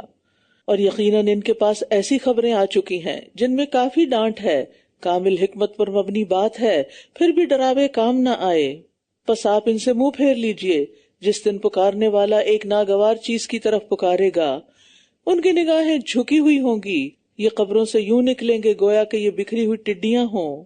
یہ قبر سے نکل کر حشر میں جانے کا منظر ہے۔ استغفر اللہ، یعنی تیزی کے ساتھ بھاگتے دوڑتے نکل کے جا رہے ہوں گے، اچھلتے اچھلتے، پکارنے والے کی طرف سر اٹھا کر دوڑتے ہوں گے۔ کافر کہیں گے یہ دن بڑا سخت ہے۔ ان سے پہلے قوم نوح نے بھی جھٹلایا تھا، انہوں نے ہمارے بندے کو جھٹلا دیا اور کہنے لگے یہ مجنون ہے، اور وہ جھڑک دیا گیا تو اس نے اپنے رب کو پکارا، انی مغلوب فانتصر، بے شک میں مغلوب ہو گیا ہوں، بس تو ہی ان سے بدلہ لے۔ ففتحنا ابواب السماء بماء منہمر، تو ہم نے آسمان کے دروازے خوب برسنے والے پانی کے ساتھ کھول دیے۔ کہا جاتا ہے کہ 40 دن تک مسلسل خوب زوردار بارش ہوتی رہی، اور ہم نے زمین سے چشموں کو جاری کر دیا، تو اوپر اور نیچے کا پانی ایک ایسے مقام پہ مل گیا جو مقدر ہو چکا تھا، اور ہم نے اسے تختوں اور میخوں والی کشتی پر سوار کر دیا جو ہماری نگاہوں کے سامنے چل رہی تھی۔ یہ اس شخص کا بدلہ تھا جس کا انکار کیا گیا، اور بے شک ہم نے اس کو ایک نشانی بنا کر چھوڑا، تو کیا ہے کوئی نصیحت حاصل کرنے والا؟ تو میرا عذاب اور میرا ڈرانا کیسا تھا۔ وَلَقَدْ يَسَّرْنَا الْقُرْآنَ لِلذِّكْرِ فَهَلْ مِن مُدَّكِرٍ، اور یقیناً ہم نے قرآن کو نصیحت کے لیے آسان کر دیا، تو کیا ہے کوئی نصیحت حاصل کرنے والا؟ بتائیے، اللہ کرے کہ ہم سبھی ہوں، اور رمضان کے بعد کیا کریں؟ پھر مستقل طور پر کورس میں داخلہ لے کر تعلیم القرآن یا ترجمہ قرآن کا شام میں کورس کریں، تاکہ ہم سیکھ جائیں، مرنے سے پہلے پہلے اس کتاب کو اپنے سینے میں ڈال لیں. اسی کی روشنی ہونی ہے قبر میں. جتنا قرآن کے ساتھ تعلق ہوگا، اور اس میں آپ کو پتہ ہے کہ تجوید بھی ٹھیک کرائی جاتی، صحیح پڑھنا سکھایا جاتا ہے، ترجمہ سکھایا جاتا ہے، تفسیر سکھائی جاتی ہے، عمل کی باتیں بتائی جاتی ہیں. تو قرآن کے مطلب اور معنی کو سمجھنا، اس سے عبرت اور نصیحت حاصل کرنا، اسے زبانی یاد کرنا، یہ اللہ نے سب کچھ آسان کر دیا. یہ آسان ہے، مشکل نہیں ہے. اگر کوئی آپ کو پہلے کا اسٹوڈنٹ ملنے نہیں بڑا مشکل ہے تو اس کی بات کا بالکل یقین نہ کریں. کچھ مشکل نہیں، سب یاد ہو جاتا ہے، سب کو ہو جاتا ہے. یہ دنیا کی واحد کتاب ہے جسے لفظ لفظ یاد کر لیا جاتا ہے. کوئی اور کتاب ہے ایسی؟ یہی اس کی دلیل ہے. تو اس کتاب کو یاد کرنا اور اسے یاد رکھنا، کسی چھوٹی سی کتاب کو مشکل ہوتا ہے مگر اس کو مشکل نہیں ہوتا. ٹھیک ہے، محنت تو کرنی پڑتی ہے، محنت کے بغیر کون سی چیز ہاتھ آتی ہے. حضرت مریم علیہ السلام کو اللہ سبحانہ تعالیٰ نے ولادت سے پہلے درخت ہلا کر کھجور کا، پتا ہے کھجور کا درخت اتنی آسانی سے نہیں ہلتا، اور کھجوریں گرانے کا حکم دیا تھا. تو یہ محنت اور مشقت تو ہمارے ساتھ لگا دی گئی ہے. کچھ بھی دنیا میں اچیو کرنا، دین یا دنیا کا، محنت کے بغیر نہیں ہوتا. لہٰذا سستی چھوڑ دیں، کمفرٹ زون سے باہر نکلیں. کذبت عاد فکیف کان عذابی ونذر، عاد نے بھی جھٹلا دیا تو میرا عذاب اور میرا ڈرانا کیسا تھا. بے شک ہم نے ان پر مسلسل چلنے والی ایک تند و تیز ہوا ایک نحوست والے دن میں بھیجی. کہتے ہیں کہ یہ بدھ کی شام تھی. تیز یخ ٹھنڈی ہوا مسلسل 7 راتیں 8 دن تک چلتی رہی، اور یہ ہوا گھروں اور قلعوں میں بند انسانوں کو بھی وہاں سے اٹھاتی، زور سے زمین پہ پٹکتی، ان کے سر دھڑ سے الگ ہو جاتے. کأنہم اعجاز نخل خاویہ. بعض لوگوں نے اس سے بدھ کے دن کو ہی منحوس کر دیا. تو اس کا یہ مطلب نہیں کہ بدھ کا دن منحوس ہے، آپ کو تو پورا ہفتہ پھر منحوس بتانا پڑے گا، کیونکہ وہ تو پورا ہفتہ چلتی رہی تھی. یعنی وہ ہوا پورا ہفتہ چلی تھی، صرف بدھ کے دن نہیں چلی تھی. اور مستمر کا مطلب ہے مسلسل، یعنی یہ عذاب اس وقت تک جاری رہا جب تک سب ہلاک نہیں ہوئے. وہ لوگوں کو اٹھا اٹھا کر پٹک رہی تھی، گویا کہ وہ جڑ سے اکھڑے ہوئے کھجور کے تنے ہوں. تو میرا عذاب اور میرا ڈرانا کیسا تھا. وَلَقَدْ يَسَّرْنَا الْقُرْآنَ لِلذِّكْرِ فَهَلْ مِن مُدَّكِرٍ، اور یقیناً ہم نے قرآن کو نصیحت کے لیے آسان کر دیا، تو کیا ہے کوئی نصیحت حاصل کرنے والا. سمود نے بھی ڈرانے والوں کو جھٹلا دیا، بس وہ کہنے لگے ایک اکیلا آدمی جو ہم ہی میں سے ہے، کیا ہم اس کی پیروی کریں؟ یعنی اس کے پیچھے تو زیادہ لوگ بھی نہیں. بے شک تب تو ہم یقیناً گمراہی اور جنون میں ہوں گے. کیا یہ نصیحت ہمارے درمیان میں سے اسی پر نازل کی گئی ہے؟ بلکہ وہ تو سخت جھوٹا بہت اترانے والا ہے. یہ سب کل ہی جان لیں گے کہ کون سخت جھوٹا بہت اترانے والا ہے. یعنی انہوں نے پیغمبر کی بات کو جھوٹ سمجھا. انا مرسل الناقۃ فتنۃ لہم فارتقبہم واصطبر، بے شک ہم ان کی آزمائش کے لیے اونٹنی بھیجنے والے ہیں، بس ان کا انتظار کرو اور خوب صبر کرو. اور انہیں آگاہ کر دو کہ بے شک پانی ان کے درمیان تقسیم شدہ ہے، ہر ایک پانی کی باری پر حاضر ہوگا. یعنی اونٹنی اور قوم کے درمیان پانی پینے کی باریاں ہوگی. جب قوم ہوگی تو اونٹنی نہیں آئے گی، جب اونٹنی آئے گی تو قوم نہیں آئے گی. ایک دن قوم کے لیے اور ایک دن اونٹنی کے لیے. فَنَادَوْا صَاحِبَهُمْ فَتَعَاطَىٰ فَعَقَرَ، پھر انہوں نے اپنے ساتھی کو پکارا تو اس نے اس اونٹنی کو پکڑا اور اس کی کونچیں کاٹ ڈالی. تو میرا عذاب اور میرا ڈرانا کیسا تھا. کہا جاتا ہے اس کا نام قدار بن سالف تھا، اور قوم نے اس کو آمادہ کیا کہ تم آگے بڑھو، اسی لیے فَنَادَوْا صَاحِبَهُمْ، سب شامل ہو گئے اس میں، کیونکہ سب نے پکارا تھا، سبھی چاہتے تھے کہ اس اونٹنی کو ختم کر دیا جائے. تو اس نے تلوار پکڑی اور اونٹنی کی کونچیں کاٹی، پیچھے سے پاؤں کے اوپر سے جگہ جو ہوتی پڑ لیا، خون نکل گیا، اور پھر اسے ذبح بھی کر دیا. تو اس نے یہ جسارت کی تھی. تعاطا کا مطلب ہے جسارت کی. بے شک ہم نے ان پر ایک ہی چنگھاڑ بھیجی تو وہ باڑ لگانے والے کی روندی ہوئی باڑ کی طرح ہو گئے، کچرا. اور یقیناً ہم نے قرآن کو نصیحت کے لیے آسان کر دیا ہے، تو کیا ہے کوئی نصیحت حاصل کرنے والا. قوم لوط نے بھی ڈرانے والوں کو جھٹلایا تھا. بے شک ہم نے ان پر پتھروں والی آندھی بھیجی، سوائے لوط کے گھر والوں کے ہم نے انہیں سحری کے وقت نجات دی. جو شکر کرے ہم اسے اپنے پاس سے بطور انعام اسی طرح بدلہ دیتے ہیں. اور یقیناً اس نے انہیں ہماری پکڑ سے ڈرایا تھا تو انہوں نے ڈرانے میں شک کیا. یعنی عذاب آنے سے پہلے انہیں خبردار کیا گیا تھا، لیکن انہوں نے سمجھا کہ ایسی بات ہے اور مانا نہیں. لہٰذا وہ ہلاک ہو گئے، اور یقیناً انہوں نے اسے اس کے مہمانوں کے بارے میں پھسلانا چاہا تو ہم نے ان کی آنکھیں مٹا دیں، تو چکھو میرا عذاب اور میرا ڈرانا۔ یعنی جب لوط علیہ السلام کی قوم کو معلوم ہوا کہ کچھ نوجوان آئے ہیں لوط کے ہاں علیہ السلام، تو انہوں نے مطالبہ کیا کہ ان مہمانوں کو ہمارے حوالے کر دیں تاکہ ہم جو چاہیں کریں ان کے ساتھ۔ کہتے ہیں کہ یہ فرشتے جبرائیل اور میکائیل اور اسرافیل علیہ السلام تھے، لیکن جب وہ پہنچے تو فرشتوں کی طرف ہاتھ بڑھانے والوں کا انجام کیا ہوا کہ جبریل نے اپنے پر کا صرف ایک حصہ مارا، جس سے ان کی آنکھوں کے ڈیلے باہر نکل آئے، آنکھوں کی بصارت چلی گئی، اور عام عذاب سے پہلے ان کو خاص عذاب دیا گیا۔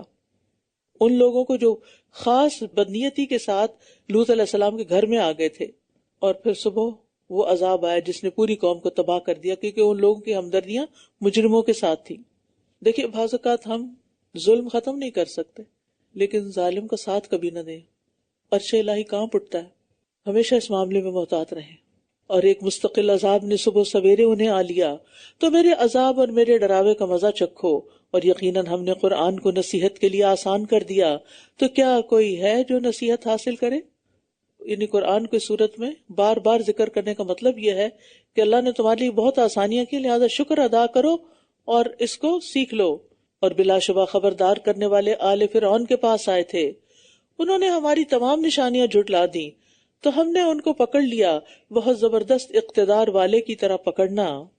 کیا تمہارے کفار ان لوگوں سے بہتر ہیں، یا اگلی کتابوں میں تمہارے لیے نجات کا وعدہ کیا گیا ہے، یا یہ کہتے ہیں کہ ہم غلبہ پانے والی جماعت ہیں؟ سَيُهْزَمُ الْجَمْعُ وَيُوَلُّونَ الدُّبُرَ، ان قریب یہ جماعت شکست کھا جائے گی اور یہ پیٹ پھیر کر بھاگ جائیں گے، بلکہ قیامت کی گھڑی ان کے وعدے کا وقت ہے، اور قیامت بہت سخت اور بہت کڑوی ہے۔ اور یہ جماعت جو پیٹ پھیر کر بھاگ جائے گی، اس سے مراد کفار مکہ ہے، اور واقعی بدر میں جب شکست ہوئی تھی انہیں تو یہ پیٹ پھیر کے بھاگے تھے۔ ان المجرمین فی ضلال وسعر، بے شک مجرم لوگ بڑی گمراہی اور دیوانگی میں ہیں، جس دن وہ اپنے چہروں کے بل آگ میں گھسیٹے جائیں گے۔ چکھو دوزخ کے چھونے کا مزہ۔ سقر یہ جہنم کا ایک نام ہے۔ انا کل شیء خلقناہ بقدر وما امرنا الا واحدۃ کلمح بالبصر، بے شک ہم نے ہر چیز کو ایک اندازے کے ساتھ پیدا کیا ہے، اور ہمارا حکم نگاہ جھپکنے کی مانند صرف ایک ہی بار ہوتا ہے، بس۔ وَلَقَدْ أَهْلَكْنَا أَشْيَاعَكُمْ فَهَلْ مِن مُدَّكِرٍ، اور یقیناً ہم نے تم جیسے کئی گروہوں کو ہلاک کر دیا، تو کیا ہے کوئی نصیحت حاصل کرنے والا؟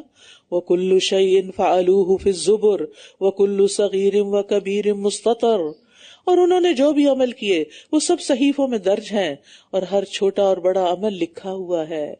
ان المتقین فی جنات ونہر فی مقعد صدق عند ملیک مقتدر، بے شک متقی لوگ باغات اور نہروں میں ہوں گے، اقتدار والے بادشاہ کے قریب معزز مجلس میں ہوں گے۔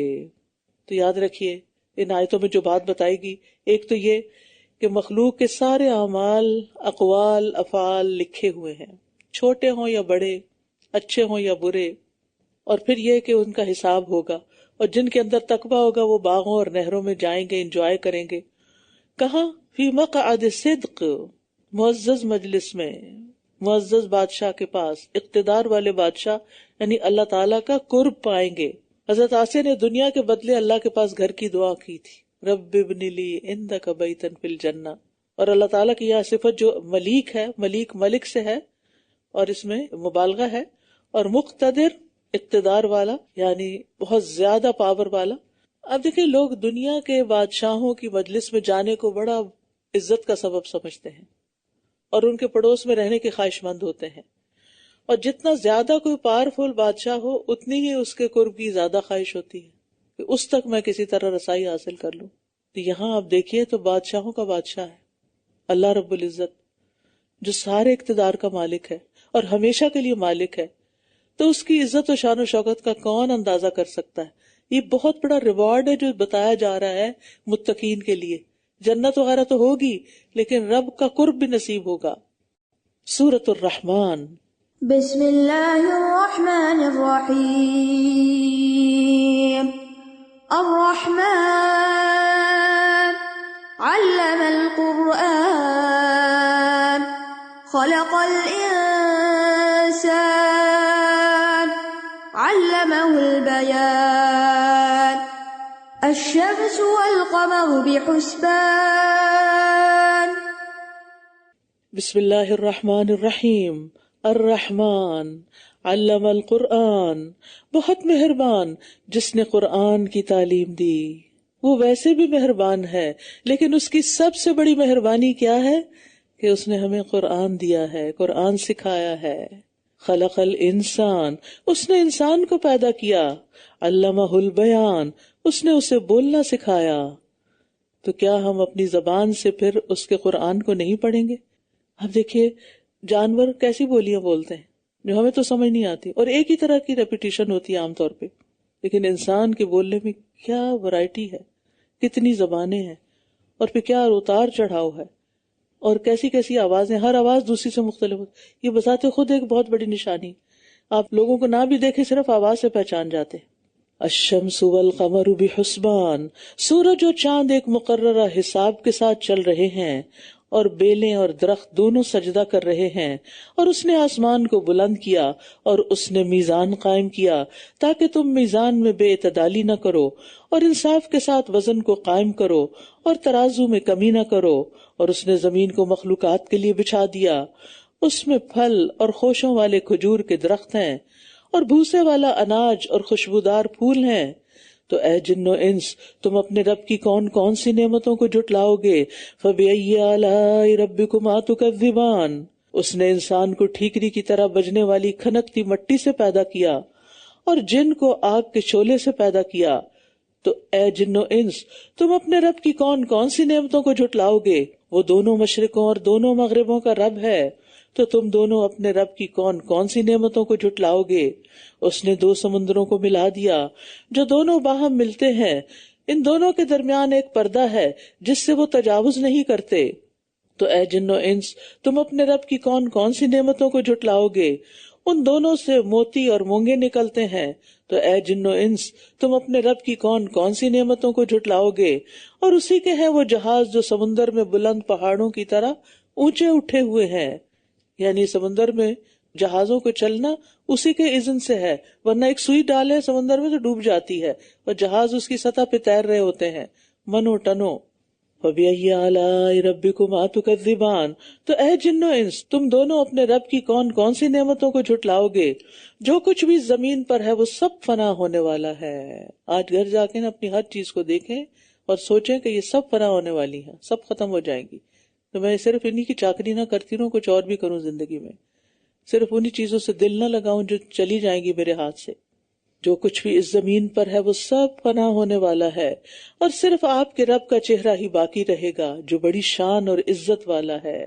یعنی بقا اور دوام صرف اللہ کی ذات کے لیے ہے، اور وہ ذل جلال ہے، ذل اکرام ہے، یعنی عزت دینے والا بھی وہی ہے. جیسے آتا نا وَمَن يُهِنِ اللَّهُ فَمَا لَهُ مِن مُكْرِمٍ، جسے اللہ ذلیل کر دے پھر اسے کوئی عزت دینے والا نہیں. اور دوسرا یہ کہ اس کا حق ہے کہ اس کا اکرام کیا جائے، اس کے بندے اس کی توحید اور تسبیح عبادت کے ساتھ اس کا اکرام کریں. وَبِأَيِّ آلَاءِ رَبِّكُمَا تُكَذِّبَانِ، تو اے جن و انس، تم دونوں اپنے رب کی کون کون سی نعمتوں کو جھٹلاؤ گے؟ جو کوئی بھی آسمانوں اور زمین میں ہے اسی سے مانگتا ہے، ہر دن وہ ایک نئی شان میں ہے. یعنی ہر لمحہ سب کے سب اس کے محتاج ہیں، اسی سے مانگ رہے ہیں. کوئی زبان قال سے بول کے، کوئی زبان حال سے، کوئی دونوں سے. اور جو مانگ مانگ کے گزارا کر رہا ہے وہ باقی کہاں رہے گا، جبکہ اللہ تعالیٰ ہر لمحہ نئی شان میں ہے. کسی کو پیدا کر رہے ہیں، کسی کو مار رہے ہیں، کسی کو اٹھا رہے ہیں، کسی کو گرا رہے ہیں، کسی کو بیمار کر رہے ہیں، کسی کو شفا بخش رہے ہیں. یعنی اس وقت بھی کئی لوگ زندگی اور موت کی کشمکش میں ہوں گے، ان کی روحیں نکل رہی ہوں گی، اور اس وقت بھی کئی فرشتے روحیں ڈال رہے ہوں گے.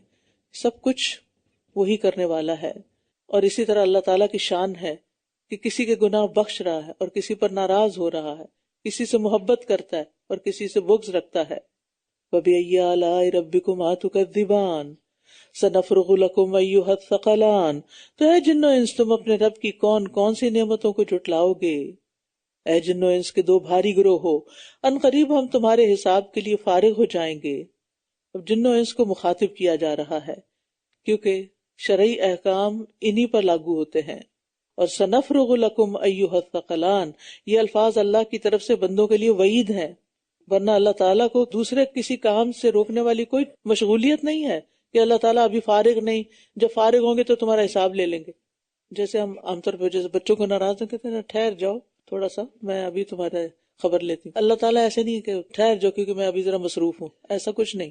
اللہ سبحانہ تعالیٰ نے ایک وقت مقرر کر رکھا ہے کہ جس میں وہ لوگوں کو مہلت دے رہا ہے کہ وہ اپنے آپ کو پروو کریں کہ وہ کیسے ہیں، ورنہ حساب تو جلد ہو جائے گا. فَبِأَيِّ آلَاءِ رَبِّكُمَا تُكَذِّبَانِ، تو اے جن و انس تم دونوں اپنے رب کی کون کون سی نعمتوں کو جھٹلاؤ گے. اے گروہ جن و انس، اگر تم آسمانوں اور زمین کے کناروں سے نکل جانے کی استطاعت رکھتے ہو تو نکل جاؤ، بغیر قوت اور غلبے کے تم نہیں نکل سکتے. یعنی موت سے بچ کر جن و انس کہیں بھاگ کے نہیں جا سکتے، مضبوط قلعوں میں ہونے کے باوجود بھی موت آ جاتی ہے. فَبِأَيِّ آلَاءِ رَبِّكُمَا تُكَذِّبَانِ، تو اے جن و انس تم دونوں اپنے رب کی کون کون سی نعمتوں کو جھٹلاؤ گے. تم دونوں پر آگ کا شعلہ اور دھواں چھوڑ دیا جائے گا، پھر تم اس کا مقابلہ نہ کر سکو گے. یعنی جو اللہ کی قدرت سے باہر نکلنے کا ارادہ کرے اس پر آگ کے شعلے برسائے جائیں گے. تو اے جن و انس تم دونوں اپنے رب کی کون کون سی نعمتوں کو جھٹلاؤ گے، پھر جب آسمان پھٹ جائے گا تو وہ سرخ چمڑے کی مانند لال ہو جائے گا. اللہ اکبر، کیا منظر ہوگا. تو اے جن و انس تم دونوں اپنے رب کی کون کون سی نعمتوں کو جھٹلاؤ گے، پھر اس دن کسی انسان اور کسی جن سے اس کے گناہ کے بارے میں نہ پوچھا جائے گا. مجرموں سے پوچھنے کی ضرورت ہی نہیں ہوگی کیونکہ وہ اپنی علامتوں سے پہچان لیے جائیں گے کہ یہ مجرم ہے. یہ سوال تو ان سے ان کے گناہوں کے بارے میں ڈانٹنے کے لیے کیا جائے گا، ورنہ گناہوں کا تو اللہ کو خود ہی پتا ہے. فَبِأَيِّ آلَاءِ رَبِّكُمَا تُكَذِّبَانِ، تو اے جن و انس تم اپنے رب کی کون کون سی نعمتوں کو جھٹلاؤ گے. مجرم اپنے چہروں کی علامت سے پہچان لیے جائیں گے، پھر پیشانی کے بالوں اور قدموں سے پکڑ لیے جائیں گے. استغفر اللہ، امیجن کریں پیشانی کے بال اور پاؤں دونوں سے مجرم پکڑے جا رہے تو کیسے گھسیٹا جائے گا، سر پاؤں سے، نہیں سارے کے سارے. تو اے جن و انس تم اپنے رب کی کون کون سی نعمتوں کو جھٹلاؤ گے. هذه جہنم التي يكذب بها المجرمون يطوفون بينها وبين حميم آن، یہی وہ جہنم ہے جسے مجرم جھٹلایا کرتے تھے، وہ اس کے اور سخت کھولتے ہوئے پانی کے درمیان چکر لگائیں گے. یعنی جہنم سے پانی کی طرف جائیں گے کہ پانی پئیں اور وہ کھول رہا ہوگا، پانی پی کے واپس پھر سخت آگ میں لے آیا جائے گا ان کو. تو اے جن و انس تم اپنے رب کی کون کون سی نعمتوں کو جھٹلاؤ گے. اور جو اپنے رب کے سامنے کھڑا ہونے سے ڈر گیا اس کے لیے 2 باغ ہیں. حدیث میں آتا ہے 2 باغ ایسے ہیں جن کے برتن اور جو کچھ ان دونوں میں چاندی کا ہے، 2 باغ ایسے ہیں جن کے برتن اور جو کچھ ان میں ہے وہ سونے کا ہے. اور جنت عدن میں جنتیوں کے درمیان اور ان کے اپنے رب کو دیکھنے کے درمیان کبریائی کی چادر کے سوا کوئی رکاوٹ نہیں ہوگی جو اس کے چہرے پر ہے. یعنی جنت میں دیکھ بھی سکیں گے، لیکن یہاں یہ پتہ چل رہا ہے باغ بھی جوڑے کی شکل میں. فَبِأَيِّ آلَاءِ رَبِّكُمَا تُكَذِّبَانِ، تو اے جن و انس تم دونوں اپنے رب کی کون کون سی نعمتوں کو جھٹلاؤ گے. ذواتا افنان، دونوں باغ بہت سی شاخوں والے ہیں، یعنی وہاں پودے ہیں، درخت ہیں، پھلوں کی کثرت ہے. تو اے جن و انس تم اپنے رب کی کون کون سی نعمتوں کو جھٹلاؤ گے. ان دونوں باغوں میں 2 چشمے ہیں جو بہہ رہے ہیں. عینان تجریان، چشمے 2 قسم کے ہوتے ہیں، ایک وہ جن سے پانی نکلتا ہے اور آگے آگے جانے لگتا ہے تو وہ ندی نالے کی صورت اختیار کر لیتا ہے. ایک وہ جن سے پانی نکلتا ہے مگر ان سے اتنا ہی نکالا جاتا ہے جتنی ضرورت ہوتی ہے، جیسے زمزم کا چشمہ پھوٹ کر نکلا اور حضرت حاجرہ نے اس کے گرد میں ڈیر بنا دی تو وہ وہیں رک گیا، ورنہ آپ نے فرمایا کہ وہ بہتا ہوا نظر آتا تمہیں. اس میں بھی خیر تھی نا، پتہ نہیں کتنی پولوشن پھیلا دیتے گنگا جمنا کی طرح نہا نہا کے. آپ میں سے اگر کوئی ارلی 80s میں گیا ہو حج عمرے کے لیے تو زمزم کا نیچے والا حصہ جہاں زمزم کا کنواں ہے کبھی جانے کا اتفاق ہوا ہوگا. عورتیں نہا رہی ہوتی تھیں، واش روم کی طرح یوز کر رہی ہوتی تھیں، اور ایسے ایسے سین ہوتے دل خراب ہو جاتا تھا. فَبِأَيِّ آلَاءِ رَبِّكُمَا تُكَذِّبَانِ، تو اے جن و انس تم دونوں اپنے رب کی کون کون سی نعمتوں کو جھٹلاؤ گے. ان دونوں باغوں میں ہر پھل کی 2 قسمیں ہیں. تو اے جن و انس تم دونوں اپنے رب کی کون کون سی نعمتوں کو جھٹلاؤ گے. وہ ایسے بستروں پر تکیے لگائے ہوئے ہوں گے جن کے استر دبیز ریشم کے ہیں اور دونوں باغوں کے پھل جھکے ہوئے ہیں. تو اے جن و انس تم دونوں اپنے رب کی کون کون سی نعمتوں کو جھٹلاؤ گے. ان میں نگاہیں جھکانے والی عورتیں ہوں گی، ان سے پہلے کسی انسان اور جن نے انہیں چھوا تک نہیں. تو اے جن و انس تم دونوں اپنے رب کی کون کون سی نعمتوں کو جھٹلاؤ گے؟ گویا کہ وہ عورتیں یاقوت اور مرجان ہیں، یعنی ان کی رنگت اتنی خوبصورت ہوگی کہ جنت کی عورتوں کا حسن بتایا جا رہا ہے۔ حدیث سے پتہ چلتا ہے کہ اہل جنت کی کوئی عورت زمین والوں کی طرف جھانک لے تو زمین اور آسمان کے درمیان ہر چیز روشن ہو جائے، یعنی صرف اس کے چہرے سے اتنی روشنی پھوٹے گی۔ تو اے جن و انس تم دونوں اپنے رب کی کون کون سی نعمتوں کو جھٹلاؤ گے؟ هل جزاء الاحسان الا الاحسان، احسان کا بدلہ احسان کے سوا کیا ہے؟ تو اے جن و انس تم دونوں اپنے رب کی کون کون سی نعمتوں کو جھٹلاؤ گے؟ اور ان باغوں کے علاوہ 2 باغ اور ہیں۔ تو اے جن و انس تم دونوں اپنے رب کی کون کون سی نعمتوں کو جھٹلاؤ گے؟ یہ دونوں باغ سیاہی مائل گہرے سبز ہیں، یعنی ان کا سبزہ بہت ڈارک گرین ہے۔ تو اے جن و انس تم دونوں اپنے رب کی کون کون سی نعمتوں کو جھٹلاؤ گے؟ ان دونوں میں جوش مارتے ہوئے 2 چشمے ہیں۔ تو اے جن و انس تم دونوں اپنے رب کی کون کون سی نعمتوں کو جھٹلاؤ گے؟ ان دونوں باغوں میں پھل اور کھجور اور انار کے درخت ہیں۔ تو اے جن و انس تم دونوں اپنے رب کی کون کون سی نعمتوں کو جھٹلاؤ گے؟ ان میں نیک سیرت اور خوبصورت عورتیں ہیں۔ تو اے جن و انس تم دونوں اپنے رب کی کون کون سی نعمتوں کو جھٹلاؤ گے؟ حوریں ہیں جو خیموں میں ٹھہرائی گئی ہیں۔ فَبِأَيِّ آلَاءِ رَبِّكُمَا تُكَذِّبَانِ، تو اے جن و انس تم دونوں اپنے رب کی کون کون سی نعمتوں کو جھٹلاؤ گے؟ ان سے پہلے کسی انسان اور کسی جن نے انہیں چھوا تک نہیں۔ تو اے جن و انس تم دونوں اپنے رب کی کون کون سی نعمتوں کو جھٹلاؤ گے؟ سبز، نادر اور خوبصورت قالینوں پر تکیہ لگائے ہوئے۔ تو اے جن و انس تم دونوں اپنے رب کی کون کون سی نعمتوں کو جھٹلاؤ گے؟ بہت بابرکت ہے آپ کے رب کا نام جو بڑی شان اور عزت والا ہے۔ تبارک اسم ربک ذی الجلال والاکرام، یہ جو کلمہ ہے نا ذی الجلال والاکرام، نبی صلی اللہ علیہ وسلم جب نماز سے فارغ ہوتے تو 3 دفعہ استغفر اللہ استغفر اللہ استغفر اللہ کہتے، پھر کہتے اللہم انت السلام ومنک السلام تبارکت یا ذی الجلال والاکرام، اے اللہ تو ہی سلامتی ہے اور تجھ ہی سے سلامتی ہے اے جلال اور اکرام والے۔ اور حدیث میں آتا ہے کہ ذی الجلال والاکرام سے چمٹ جاؤ، اسے لازم پکڑ لو، یعنی اللہ کا بہت بابرکت نام ہے، اس کو مضبوطی سے پکڑ لو، یعنی بھولو نہیں، روز پڑھو۔ سورۃ الواقعہ۔ بسم اللہ الرحمن الرحیم اذا وقعت الواقعہ لیس لوقعتها كاذبة خافضة رافعة اذا رجت الارض رجا وبست الجبال بسا۔ بسم اللہ الرحمن الرحیم اذا وقعت الواقعہ، جب وہ واقع ہونے والی واقع ہو جائے گی۔ الواقعہ قیامت کے ناموں میں سے ایک نام ہے، یعنی اس کا واقع ہونا یقینی امر ہے۔ لیس لوقعتها کاذبہ، اس کے واقع ہونے کو کوئی جھٹلانے والا نہ ہوگا۔ پست کرنے والی بلند کرنے والی ہے، یعنی قیامت بڑے بڑے متکبرین کو جہنم میں پھینک دے گی اور اہل ایمان کو جنت کے اعلی مراتب تک پہنچا دے گی۔ اذا رجت الارض رجا، جب زمین بہت زور سے ہلا ماری جائے گی اور پہاڑ خوب توڑ کر ریزہ ریزہ کر دیے جائیں گے تو وہ پراگندہ گرد و غبار ہو جائیں گے، یعنی ریت کے ذرات کی طرح، اور تم سب 3 قسموں میں ہو جاؤ گے، 3 گروپس بن جائیں گے۔ فَأَصْحَابُ الْمَيْمَنَةِ مَا أَصْحَابُ الْمَيْمَنَةِ، پس دائیں ہاتھ والے کیا خوب ہے دائیں ہاتھ والے، اور بائیں ہاتھ والے کیا حال ہے بائیں ہاتھ والوں کا، یعنی اصحاب المیمنہ بڑی عظمت اور شان والے ہوں گے، اور اصحاب المشأمہ بڑی بری حالت میں ہوں گے۔ والسابقون السابقون، اور آگے جانے والے تو آگے جانے والے ہی ہیں، یعنی جو عمل میں سبقت لے گئے اور نتیجتاً درجوں میں سبقت لے گئے۔ کس چیز میں آگے نکلے؟ ایمان اور عمل صالح میں، ایک دوسرے سے پہل کرنے والے۔ اولئک المقربون، یہی مقرب لوگ ہیں، فی جنات النعیم، راحتوں والے باغات میں ہوں گے۔ ثلۃ من الاولین، پہلوں میں سے ایک بہت بڑا گروہ ہوگا۔ وقلیل من الآخرین، اور پچھلوں میں سے بہت تھوڑے ہوں گے۔ علی سرر موضونہ، سونے کی تاروں سے بنے ہوئے تختوں پر۔ متکئین علیہا متقابلین، تکیہ لگائے ہوئے آمنے سامنے بیٹھے ہوں گے۔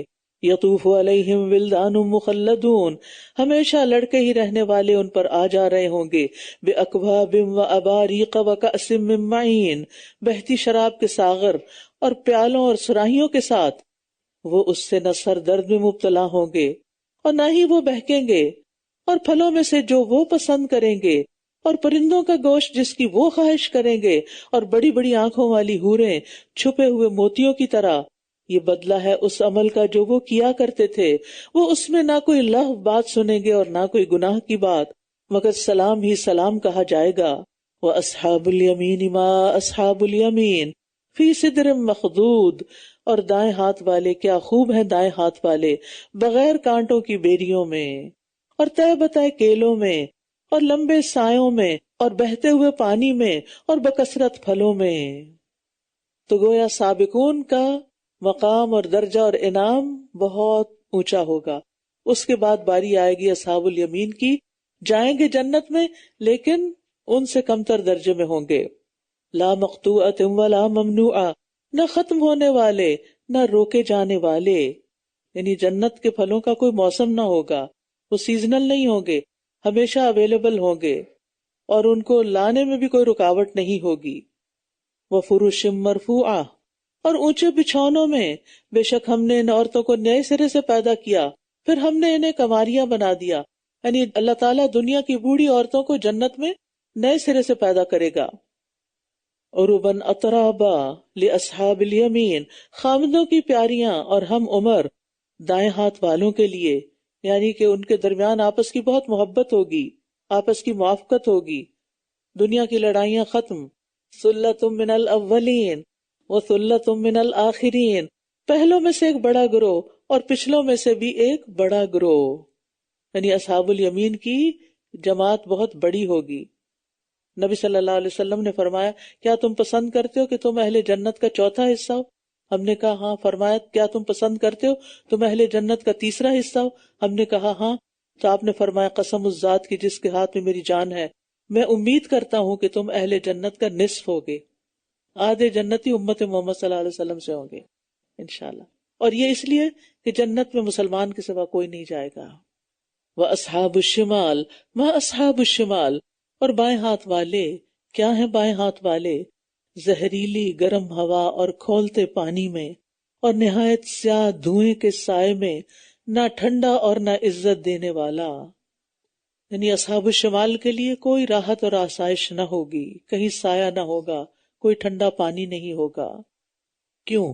انہم کانوا قبل ذالک مترفین، بے شک یہ اس سے پہلے بہت عیش و عشرت میں تھے، دنیا میں بڑے مزے کر رہے تھے، کیونکہ دنیا کی خوشحالی عام طور پر لوگوں کو آخرت کی زندگی سے غافل کر دیتی ہے، پھر لوگ آخرت کو بھول جاتے ہیں۔ یعنی بائیں ہاتھ والے دنیا کی زندگی جو بھی گزار کے جیسی بھی وہ خوشحال تھی، جہنم کے مقابلے تو بڑی خوشحال۔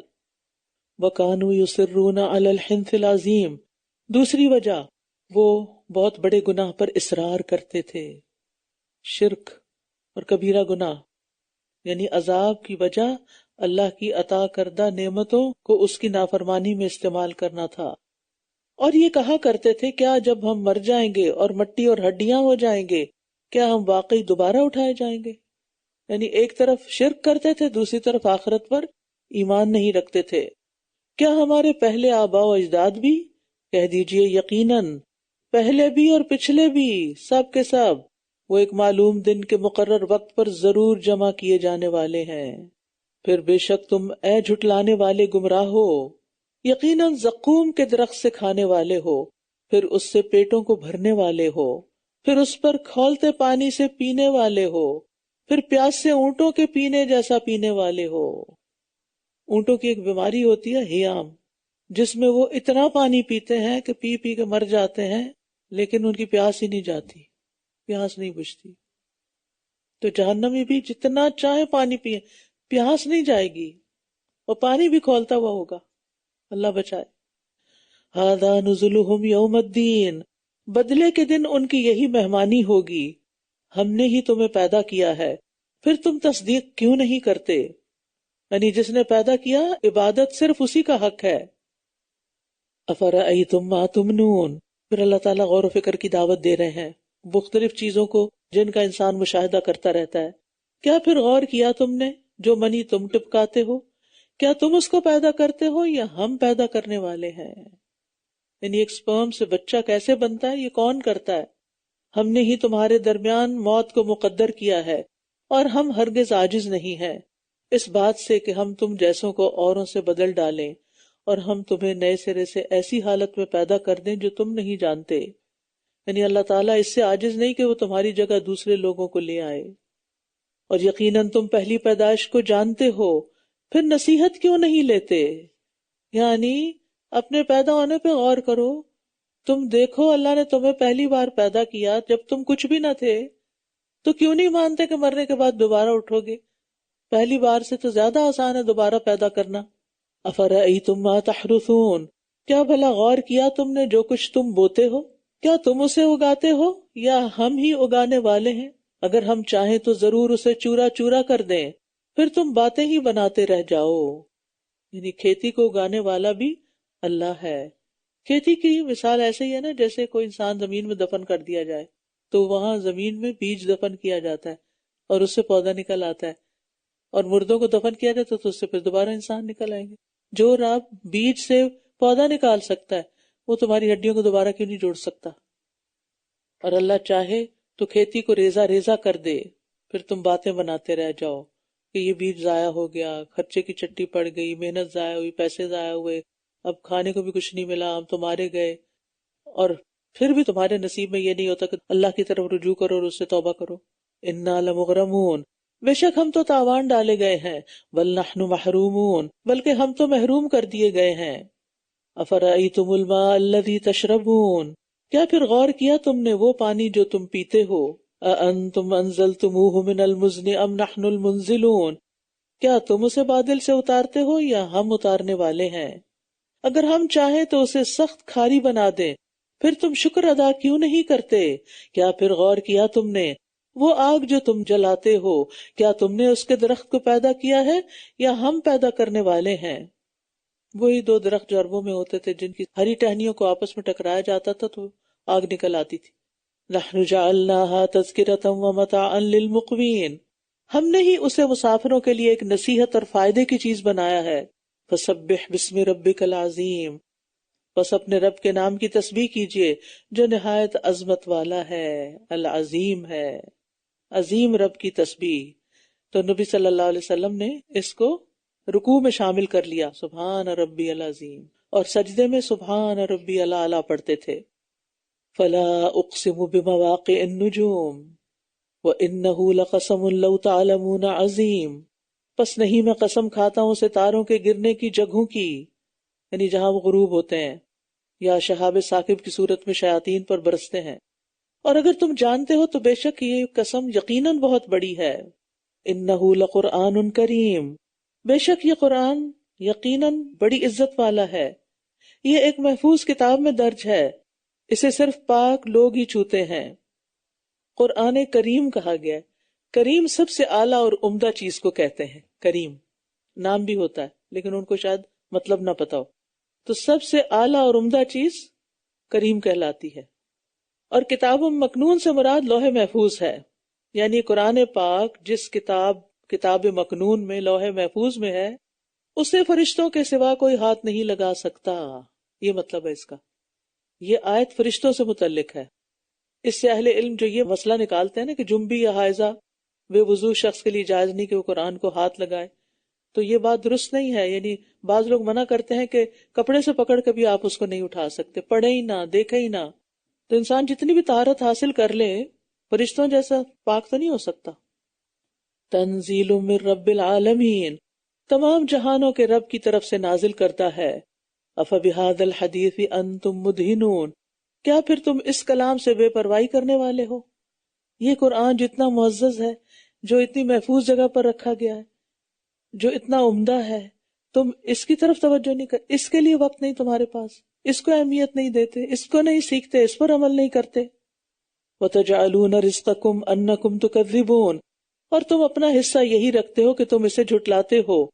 فَلَوْلَا إِذَا بَلَغَتِ الْحُلْقُومَ وَأَنْتُمْ حِينَئِذٍ تَنْظُرُونَ، تو کیوں نہیں جب جان حلق تک پہنچ جاتی ہے اور تم اس وقت دیکھ رہے ہوتے ہو وَنَحْنُ أَقْرَبُ إِلَيْهِ مِنْكُمْ وَلَكِنْ لَا تُبْصِرُونَ، اور ہم تمہاری نسبت اس کے زیادہ قریب ہوتے ہیں لیکن تم دیکھ نہیں سکتے۔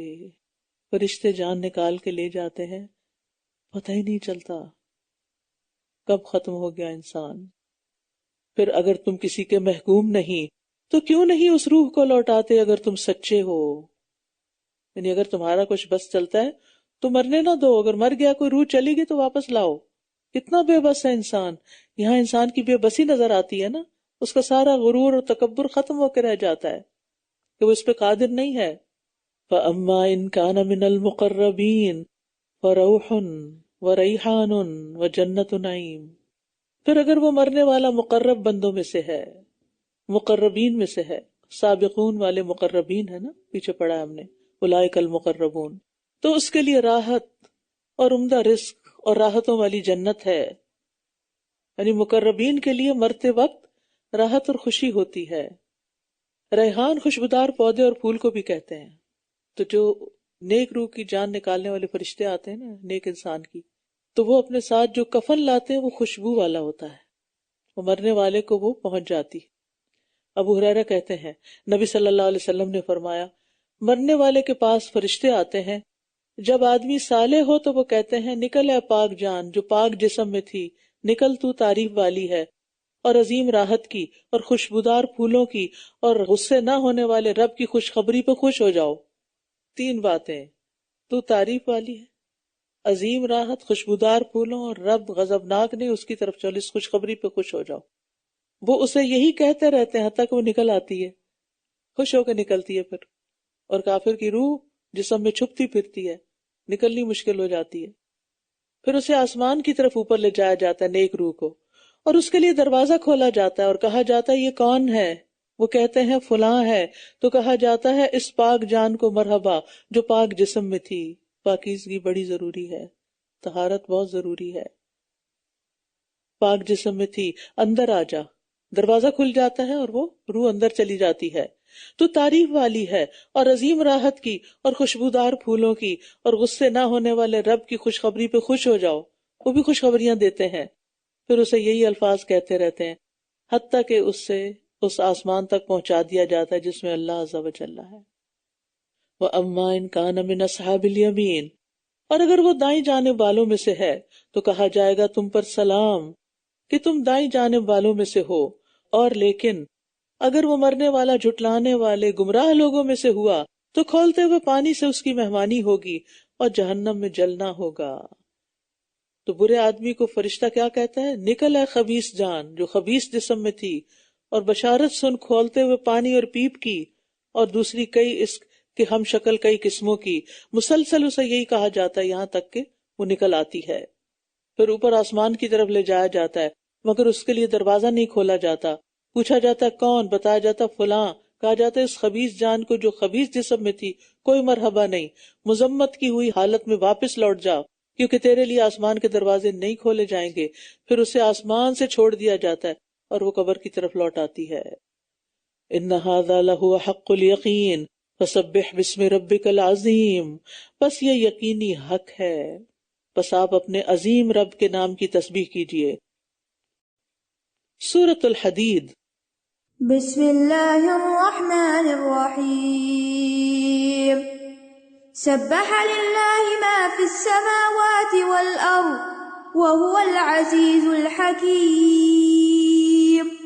له ملک السماوات والارض يحيي ويميت وهو على كل شيء قدير۔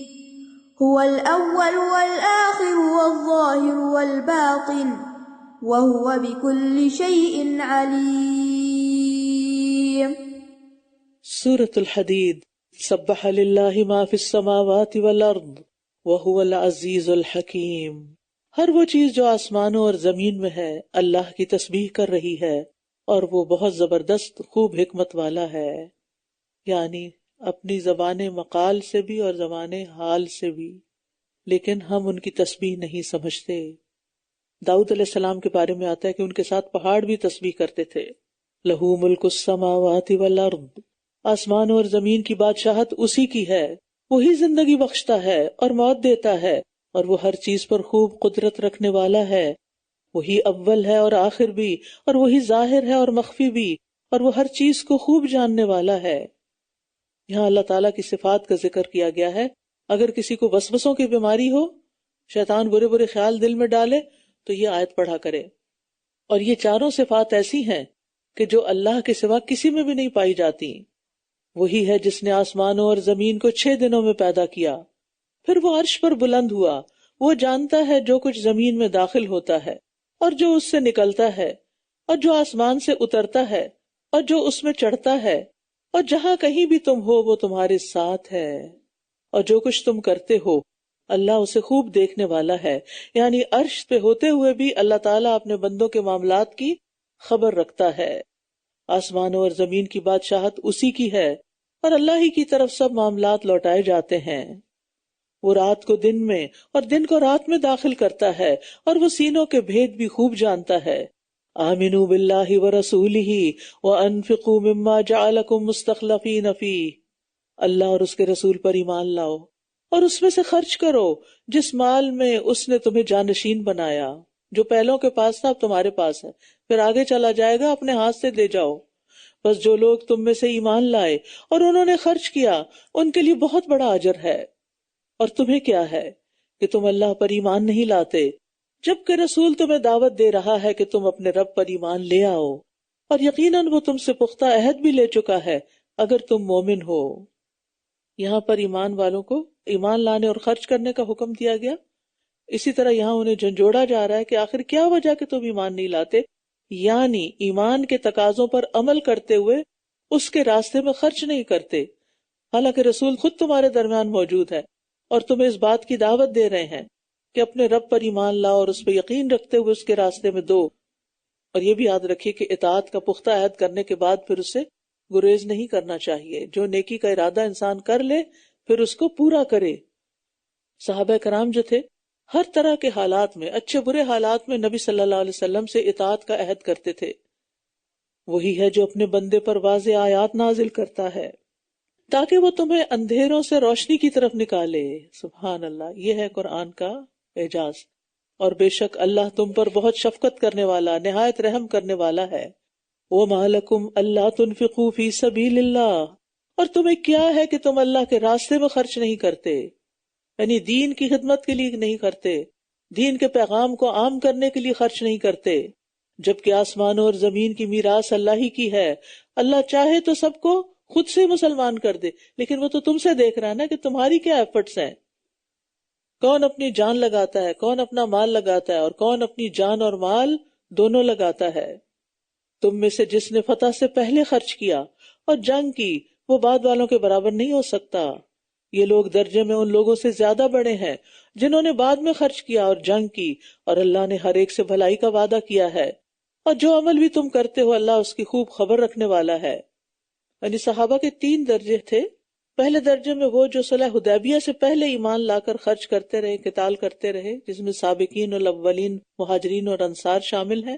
دوسرے درجے میں صلح حدیبیہ کے بعد اور فتح مکہ سے پہلے اس درمیانے عرصے میں ہجرت اور نصرت کا شرف حاصل کرنے والے، اور تیسرے درجے میں وہ جو فتح مکہ کے بعد مسلمان ہوئے، جو ہجرت اور نصرت کا شرف حاصل نہیں کر سکے، کیونکہ اب ہجرت باقی نہیں رہی تھی اور دین غالب آ چکا تھا۔ تو یہاں کیا بتایا جا رہا ہے؟ فتح سے پہلے خرچ کرنے والے اور قتال کرنے والوں کا درجہ بڑا ہے، لیکن اللہ نے تمام صحابہ سے اچھی جزا کا وعدہ کیا۔ وَكُلًّا وَعَدَ اللَّهُ الْحُسْنَى، یعنی ایمان کی وجہ سے سب کو کچھ نہ کچھ تو ملے گا، لیکن اعلیٰ درجات کس کے لیے ہیں؟ وہ سابقون کے لیے ہیں۔ اب دیکھیں کہ کچھ لوگ نا ٹرینڈ سیٹر ہوتے ہیں، وہ آگے بڑھ کر ٹرینڈ سیٹ کر دیتے ہیں اور لوگ اس پہ پھر چلتے رہتے، اور کچھ لوگ صرف فالوورز ہوتے ہیں، ادھر ادھر دیکھتے رہتے ہیں، اچھا کوئی اور کر رہا ہے، اگر کوئی اور کر رہا ہے تو اس کی نقل میں وہ بھی کر لیں گے، اگر کوئی اور نہیں کر رہا تو میں کیوں کروں، کوئی بھی نہیں کر رہا، یہ تو کوئی بھی نہیں کرتا۔ تو ایسا نہیں ہونا چاہیے۔ جو اپرچونٹی ہو، جو نیکی کا موقع ہو، اس میں دیر نہیں لگانی چاہیے۔ من ذا الذی یقرض اللہ قرضا حسنا فیضاعفہ لہ ولہ اجر کریم، کون ہے وہ جو اللہ کو قرض حسنا دے تو وہ اسے اس کے لیے کئی گنا کر دے اور اس کے لیے عزت والا اجر ہے۔ قرآن میں جہاں کہیں بھی قرض کی بات آئی ہے تو اللہ نے اس کو قرض حسنہ کے ساتھ مقید کیا. اس میں 3 چیزیں ہوتی ہیں. نمبر 1 وہ یہ کہ وہ انسان کے پاک اور حلال مال میں سے ہو. اب سیونگ اکاؤنٹ میں سود کی رقم نکال کے صدقہ کرنا قرض حسنہ نہیں ہے، چاہے آپ اس سے مصحف ہی خرید کے کسی کو دیں، کوئی ثواب نہیں. نمبر 2 انسان اس کو خوش دلی سے نکالے، یہ دوسری شرط ہے. خرچ کرتے وقت اللہ کی رضا سامنے ہو. اور تیسری چیز کہ کسی کو دے کر احسان نہ جتائے، کوئی دکھ نہ دے، ایذا نہ پہنچائے. پہلی چیز مال سے تعلق رکھتی ہے کہ مال صاف ہو، پاک ہو، حلال ہو. دوسری چیز اللہ اور خرچ کرنے والے کے درمیان تعلق رکھتی ہے. اور تیسری چیز خرچ کرنے والے اور لینے والے کے درمیان تعلق رکھتی ہے. مال بھی اچھا ہو، نیت بھی اچھی ہو، اور دے کر اخلاق بھی اچھا ہو. یوم تری المؤمنین والمؤمنات، اس دن آپ مومن مردوں اور مومن عورتوں کو دیکھیں گے، ان کا نور ان کے آگے آگے اور ان کی دائیں جانب دوڑ رہا ہوگا.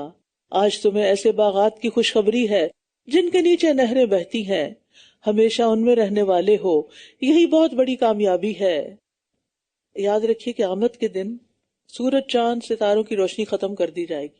قیامت کے دن سورج لپیٹ دیا جائے گا، چاند بے نور ہو جائے گا، ستارے بکھر جائیں گے. لہذا سب لوگ کہاں ہوں گے؟ سخت اندھیرے میں ہوں گے. جہنم کے اوپر پل صراط رکھا جائے گا جس پر سے ہر ایک کو گزرنا ہوگا. وَإِن مِّنكُمْ إِلَّا وَارِدُهَا، اس دن ہر ایک کی اپنی روشنی ہوگی جو ایمان اور عمل صالح کی ہوگی. آپ دیکھیے کہ کافر منافق دنیا اور آخرت دونوں میں اندھیرے میں، دنیا میں بھی اندھیروں میں ہے. قرآن آتا ہے، ایمان آتا ہے تو وہ روشنی کی طرف جاتے ہیں، اور آخرت میں بھی اندھیرا کیونکہ عمل ہے ہی کوئی نہیں. لیکن مومن دنیا میں بھی قرآن کی روشنی میں اندھیروں سے نکل آتے ہیں، غم کے اندھیروں سے، دکھوں کے اندھیروں سے، جہالت کے اندھیروں سے، کنفیوژن کے اندھیروں سے نکل کر روز روشن کی طرح واضح کتاب کو پڑھ کر روشن ہو جاتے ہیں اور اس پر عمل کرتے ہیں. لہٰذا یہ سارے اعمال روشنی بنتے چلے جاتے ہیں آخرت کے لیے، قبر کے لیے. تو یہاں بتایا جا رہا ہے کہ مومن مردوں اور عورتوں کی روشنی ان کے اعمال اور عمل کے مطابق ان کے دائیں جانب اور آگے آگے دوڑ رہی ہوگی، اور انہیں خوشخبری دی جائے گی. بشراکم الیوم، تمہارے لیے خوشخبری ہے آج. کس چیز کی؟ جنات، باغوں کی. ایک باغ نہیں، کئی باغوں کی. تجری من تحتها الانہار، جن کے نیچے نہریں بہ رہی ہیں. خالدین فیہا، ہمیشہ رہنے والے ہیں ان میں. ذالک هو الفوز العظیم، یہی تو بہت بڑی کامیابی ہے. تو یاد رکھیں ہر ایک کو اعمال کے مطابق نور دیا جائے گا. حدیث میں آتا ہے اللہ تعالیٰ فرمائیں گے اپنے سر اٹھاؤ، تو لوگ اپنے سروں کو اٹھائیں گے، پھر اللہ ہر ایک کو اس کے عمل کے مطابق نور دے گا. بعض کو نور ایک عظیم پہاڑ کے برابر دیا جائے گا جو ان کے آگے آگے دوڑ رہا ہوگا. جیسے آپ کی گاڑی کی لائٹس ہوتی ہیں نا سامنے والی، تو آپ کے آگے آگے دوڑ رہی ہوتی ہیں نا. اور کچھ لوگوں کو اس سے ذرا کم نور دیا جائے گا. کچھ لوگوں کو کھجور کے پودے کے برابر جو انہوں نے ہاتھ میں پکڑا ہوا ہوگا، اور کسی کو اس سے بھی چھوٹا دیا جائے گا. یہاں تک کہ آخری آدمی جس کو نور دیا جائے گا وہ اس کے پاؤں کے انگوٹھے کے اوپر دیا جائے گا، پاؤں کے، اور کبھی جلے گا کبھی بجھے گا. پر جب اس کا پاؤں روشنی کرے گا تو وہ آگے چلے گا، جب نور بجھا دیا جائے گا تو وہ رک جائے گا. کچھ لوگ ایسے ہوتے ہیں نا، کچھ دن نیکی کر لیتے پھر رک جاتے ہیں، پھر چھوڑ دیتے ہیں، بور ہو جاتے ہیں، پھر کچھ خیال آ جاتے، پھر کچھ کرتے ہیں، پھر چھوڑ دیتے ہیں، ثابت قدمی اختیار نہیں کرتے. تو اسی طرح پل صراط پر بھی ہوگا. جب اچھے کام کیے ہوں گے تو روشنی ہو جائے گی، اور جب چھوڑ دیے تو روشنی بجھ جائے گی. تو ہم اپنے لیے کیا چاہتے ہیں کہ روشنی برقرار رہے. لہٰذا وَاعْبُدْ رَبَّكَ حَتَّىٰ يَأْتِيَكَ الْيَقِينُ یوم یقول المنافقون والمنافقات، اس دن منافق مرد اور منافق عورتیں ایمان والوں سے کہیں گے ہمارا انتظار کرو کہ ہم تمہارے نور سے کچھ روشنی حاصل کریں. ان سے کہہ دیا جائے گا اپنے پیچھے لوٹ جاؤ، پھر کچھ روشنی تلاش کرو. تو ان کے درمیان ایک دیوار حائل کر دی جائے گی جس میں ایک دروازہ ہوگا، اس کے اندرونی جانب میں رحمت ہوگی جہاں ایمان والے ہوں گے، اور اس کے باہر کی طرف عذاب ہوگا جہاں دوسرے لوگ ہوں گے. ینادونہم، وہ انہیں پکار کر کہیں گے کیا ہم تمہارے ساتھ نہ تھے؟ دنیا میں ہم ایک گھر میں رہتے تھے، دنیا میں ہم ایک جگہ کام کرتے تھے. وہ کہیں گے کیوں نہیں، لیکن تم نے اپنے آپ کو فتنے میں ڈالے رکھا اور انتظار میں رہے اور شک کرتے رہے، اور تمہاری تمناؤں نے تمہیں دھوکے میں ڈالے رکھا، یہاں تک کہ اللہ کا فیصلہ آ گیا اور اللہ کے بارے میں اس بڑے دھوکے باز نے تمہیں دھوکے میں رکھا. تو یہ ان کی بات ہو رہی ہے جو ویسے منافق ہیں، عمل کچھ نہیں اور دھوکہ دینے کے لیے مسلمانوں کے ساتھ ساتھ رہتے ہیں. تو یہی منافق انہیں پکار پکار کر کہیں گے کہ کیا ہم تمہارے ساتھ نہ تھے؟ کیا ہم کلمہ نہیں پڑھتے تھے؟ تمہارے ساتھ نمازیں نہیں پڑھتے تھے؟ زکوٰۃ اور حج ادا نہیں کرتے تھے؟ اور ہر کام میں تمہارے ساتھ ہوتے تھے، اب تم ہمیں ساتھ کیوں نہیں لے کے جا رہے جنت میں؟ اس کی وجہ کیا ہوگی؟ اس کی وجہ ہے منافق نفاق کے فتنے میں رہے اور پھر مسلمانوں پر آفت کے انتظار میں رہتے اور اللہ اور رسول کے بارے میں شک اور تذبذب کرتے. انہیں لذتوں، نافرمانیوں اور خواہشات نے فتنے میں ڈالا ہوا تھا، یہاں تک کہ موت کا فیصلہ آ گیا، توبہ کی مہلت بھی نہ ملی کہ پلٹ آتے. تو شیطان نے انہیں دھوکے میں رکھا. یاد رکھیے دین میں شکوک و شبہات سے بچیں، جس چیز کے بارے میں شک ہے اس کے بارے میں علم حاصل کریں اور یقینی طور پر اس کتاب کو لے کر اس پر عمل کریں. فَالْيَوْمَ لَا يُؤْخَذْ مِنْكُمْ فِدْيَةٌ وَلَا مِنَ الَّذِينَ كَفَرُوا مَأْوَاكُمُ النَّارُ هِيَ مَوْلَاكُمْ وَبِئْسَ الْمَصِيرُ. لہٰذا آج نہ تم سے کوئی فدیہ لیا جائے گا اور نہ ان لوگوں سے جنہوں نے کفر کیا، اور تمہارا ٹھکانہ آگ ہے، وہی تمہاری ساتھی ہے اور وہ کتنی بری لوٹنے کی جگہ ہے. أَلَمْ يَأْنِ لِلَّذِينَ آمَنُوا أَن تَخْشَعَ قُلُوبُهُمْ لِذِكْرِ اللَّهِ. کیا ان لوگوں کے لیے جو ایمان لائے ابھی وہ وقت نہیں آیا کہ ان کے دل اللہ کے ذکر کے لیے اور جو حق نازل ہوا ہے اس کے لیے جھک جائیں، اور وہ ان لوگوں کی طرح نہ ہو جائیں جنہیں اس سے پہلے کتاب دی گئی تھی، پھر ان پر مدت طویل ہو گئی تو ان کے دل سخت ہو گئے اور ان میں سے اکثر نافرمان ہیں. استغفر اللہ. یاد رکھیے خواہشات والی زندگی انسان کا دل سخت کر دیتی ہے. اس کی وجہ ایک یہ بھی ہوتی ہے کہ انسان بہت دن ایک ہی روٹین میں چل رہا ہوتا ہے اور وہ سمجھتا ہے سب ٹھیک ہے تو سب ٹھیک، مجھے اور فکر کرنے کی ضرورت نہیں. لہٰذا دل ٹیڑھے ہو جاتے ہیں، دل سخت ہو جاتے ہیں، صحیح معنوں میں سوچ نہیں پاتے، صحیح نتیجے تک نہیں پہنچتے. تو اللہ تعالیٰ پوچھتے ہیں ایمان والے ابھی اس قابل نہیں ہوئے کہ ان کے دل اللہ کے ذکر کے آگے جھک جائیں؟ خشوع کا مطلب جھکنا ہوتا ہے. ہم سب کو اپنے آپ سے پوچھنا چاہیے کیا میرا دل اللہ کے آگے جھکا ہوا کہ جو میں اس کا حکم سنتی ہوں آمنا و صدقنا کہتی ہوں، یا میں اس پہ ریزسٹ کرتی؟ اعلموا، جان لو، اچھی طرح جان لو، ان اللہ یحیی الارض بعد موتها، کہ بے شک اللہ زمین کو اس کی موت کے بعد زندہ کرتا ہے. یقیناً ہم نے تمہارے لیے آیات کھول کر بیان کر دی تاکہ تم عقل سے کام لو. ان المصدقین والمصدقات واقرضوا اللہ قرضا حسنا یضاعف لهم ولهم اجر کریم. بے شک صدقہ کرنے والے مرد اور صدقہ کرنے والی عورتیں اور جنہوں نے اللہ کو قرض حسنہ دیا ان کے لیے اجر کئی گنا بڑھا دیا جائے گا اور انہی کے لیے عزت والا اجر ہے. مصدقین یعنی مبالغے کے لیے بہت زیادہ صدقہ کرنے والے مرد اور عورتیں، کیونکہ حروف کی زیادتی معنی کی زیادتی پہ دلالت کرتی ہے. والذین آمنوا باللہ ورسلہ اولئک ھم الصدیقون، اور جو لوگ اللہ اور اس کے رسولوں پر ایمان لائے یہی لوگ اپنے رب کے ہاں نہایت سچے اور گواہی دینے والے ہیں. ان کے لیے ان کا اجر اور ان کا نور ہے، اور وہ لوگ جنہوں نے کفر کیا اور ہماری آیات کو جھٹلایا تو وہی لوگ جہنم کے ساتھی ہیں. اعلموا، جان لو، انما الحیات الدنیا، کہ دنیا کی زندگی لعب و لہو و زینت و تفاخر بینکم، محض کھیل، تماشا، زینت، تمہارا باہم فخر کرنا اور اموال اور اولاد میں ایک دوسرے سے آگے بڑھنے کی کوشش کرنا ہے. اس بارش کی طرح جس کی نباتات نے کسانوں کو خشک کر دیا، پھر وہ خشک ہو جاتی ہے، پھر آپ اسے دیکھتے ہیں کہ زرد ہو گئی، پھر وہ چورا چورا ہو جاتی ہے، اور آخرت میں سخت عذاب ہے اور اللہ کی طرف سے بخشش اور رضامندی ہے. دنیا کی زندگی تو محض دھوکے کا سامان ہے. لیکن کس کے لیے دھوکا ہے؟ جو اس کو کمانے کے لیے دن رات ایک کیے ہوئے ہے، اور جو آخرت کو طلب کرنے میں لگ جاتا ہے تو اس کے لیے دنیا کا سامان ایسا ہی ہے جو اس کو ایسی دنیا میں پہنچا دینے والا جو اس سے بھی بہتر ہے. والآخرۃ خیر وابقیٰ، کبھی سوچا اس پہ؟ آخرت بہتر ہے اور باقی رہنے والی. دنیا میں تو جب کوئی جاتا ہے اس کا سارا گھر، سامان، ساز و ہر چیز سمیٹ دیا جاتا ہے، گھر کچھ سے کچھ لگنے لگتے ہیں. یہی متاع الغرور ہے. تو یہ ایمان انسان کو آخرت کی یاد دلاتا ہے. جو آخرت کو یاد کرتا ہے اس کی طلب میں مصروف ہو جاتا ہے تو اس کے لیے یہ دنیا ایسا سامان ہے جو اس کو ایسی دنیا میں پہنچا دینے والا جو اس سے بھی بہتر ہے. سابقوا الی مغفرۃ من ربکم وجنۃ عرضھا کعرض السماء والارض. ایک دوسرے سے آگے بڑھو، مقابلہ کرو. کیسے کریں؟ سوچنا چاہیے کہ میں نے کون سا کام کس سے بہتر کرنا ہے. جس کو آپ سب سے زیادہ آئیڈیالائز کرتے ہیں نا، اس کو رکھ کے کہیں میں نے اس سے بھی زیادہ کرنا ہے. ٹھیک ہے نا؟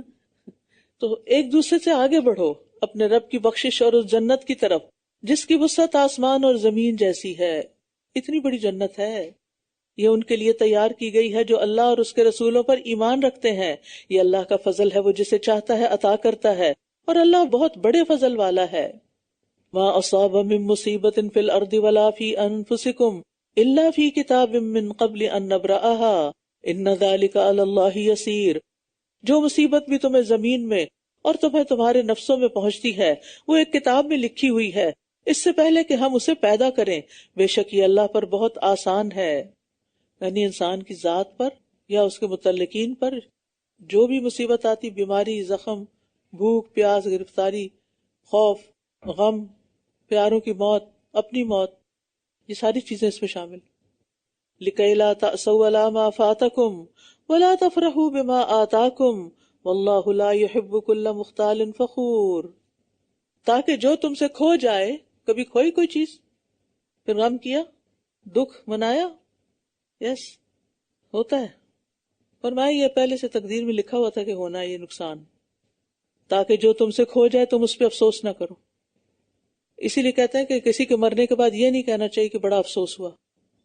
انا للہ و انا الیہ راجعون. تعزیت کا مسنون طریقہ سیکھنا چاہیے کیونکہ موت سب کے ساتھ ہے نا.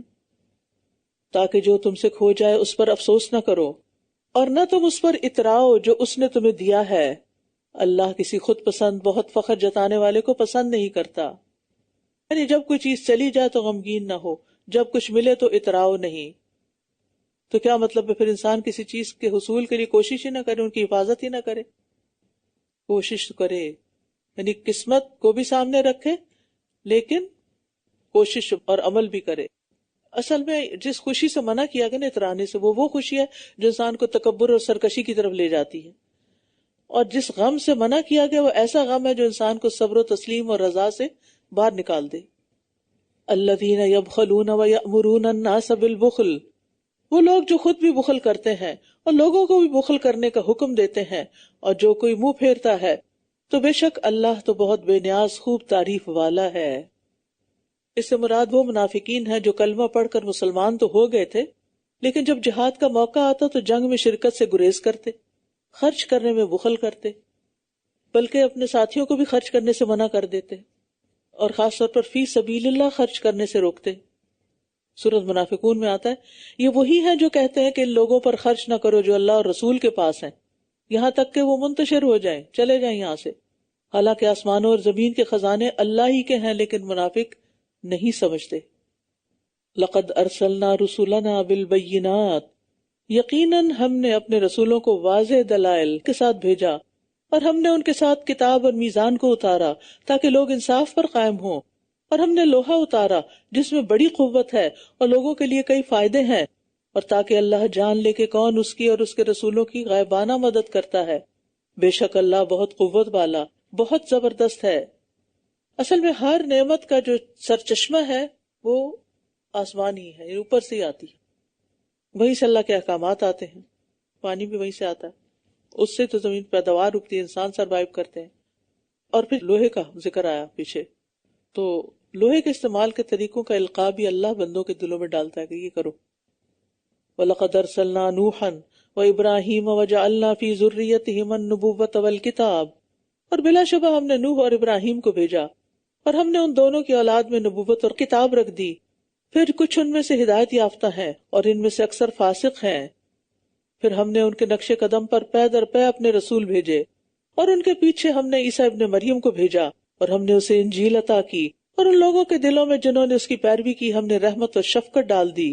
اور رہبانیت کو انہوں نے خود ایجاد کر لیا، ہم نے اسے ان پر فرض نہیں کیا تھا مگر انہوں نے اللہ کی رضا حاصل کرنے کے لیے اسے اختیار کیا تھا.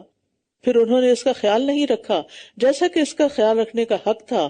تو ان میں سے جو لوگ ایمان لائے اور ہم نے انہیں ان کا اجر دیا اور ان میں سے اکثر فاسق ہیں. یعنی یہاں تھوڑا سا حذف ہے، اس کا مطلب یہ کہ جو ایمان لائے ان میں سے ان کے لیے اجر ہے اور اللہ کی رضا ہے بہت زیادہ. تو یہاں پر رہبانیت کی بات ہوئی، تو ہمارے دین میں رہبانیت نہیں، اور کرسچنز میں بھی رہبانیت کی بدعت بعد میں شروع ہوئی تھی. اور پھر یہ بھی کہا گیا کہ رہبانیت انہوں نے خود ایجاد کی اور پھر اس کا حق بھی ادا نہیں کیا.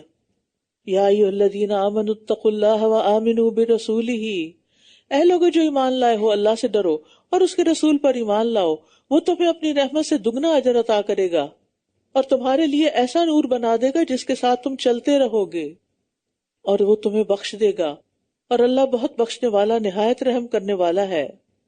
لِأَلَّا يَعْلَمَ أَهْلُ الْكِتَابِ، تاکہ اہل کتاب جان لیں کہ وہ اللہ کے فضل میں سے کسی چیز پر اختیار نہیں رکھتے۔ اب جب وہ اختیار ہی نہیں رکھتے تو معلوم نہیں لوگوں نے ان کے یہ نام کیوں رکھے ہوئے، اور یہ کہ بے شک فضل اللہ ہی کے ہاتھ میں ہے، وہ جسے چاہتا ہے عطا کرتا ہے، اور اللہ بہت بڑے فضل والا ہے۔ یعنی اگر اللہ چاہتا تو یہ جو فضل عطا کیا گیا ہے آپ کو، اور اس نے اس فضل کے پہنچنے تک تمہاری ساری رکاوٹیں دور کر دی، تو تم اللہ سے فضل مانگتے ہی رہو۔ وآخر دعوانا ان الحمد للہ رب العالمین، سبحانک اللہم وبحمدک، اشہد ان لا الہ الا انت، استغفرک واتوب الیک۔ السلام علیکم ورحمۃ اللہ وبرکاتہ۔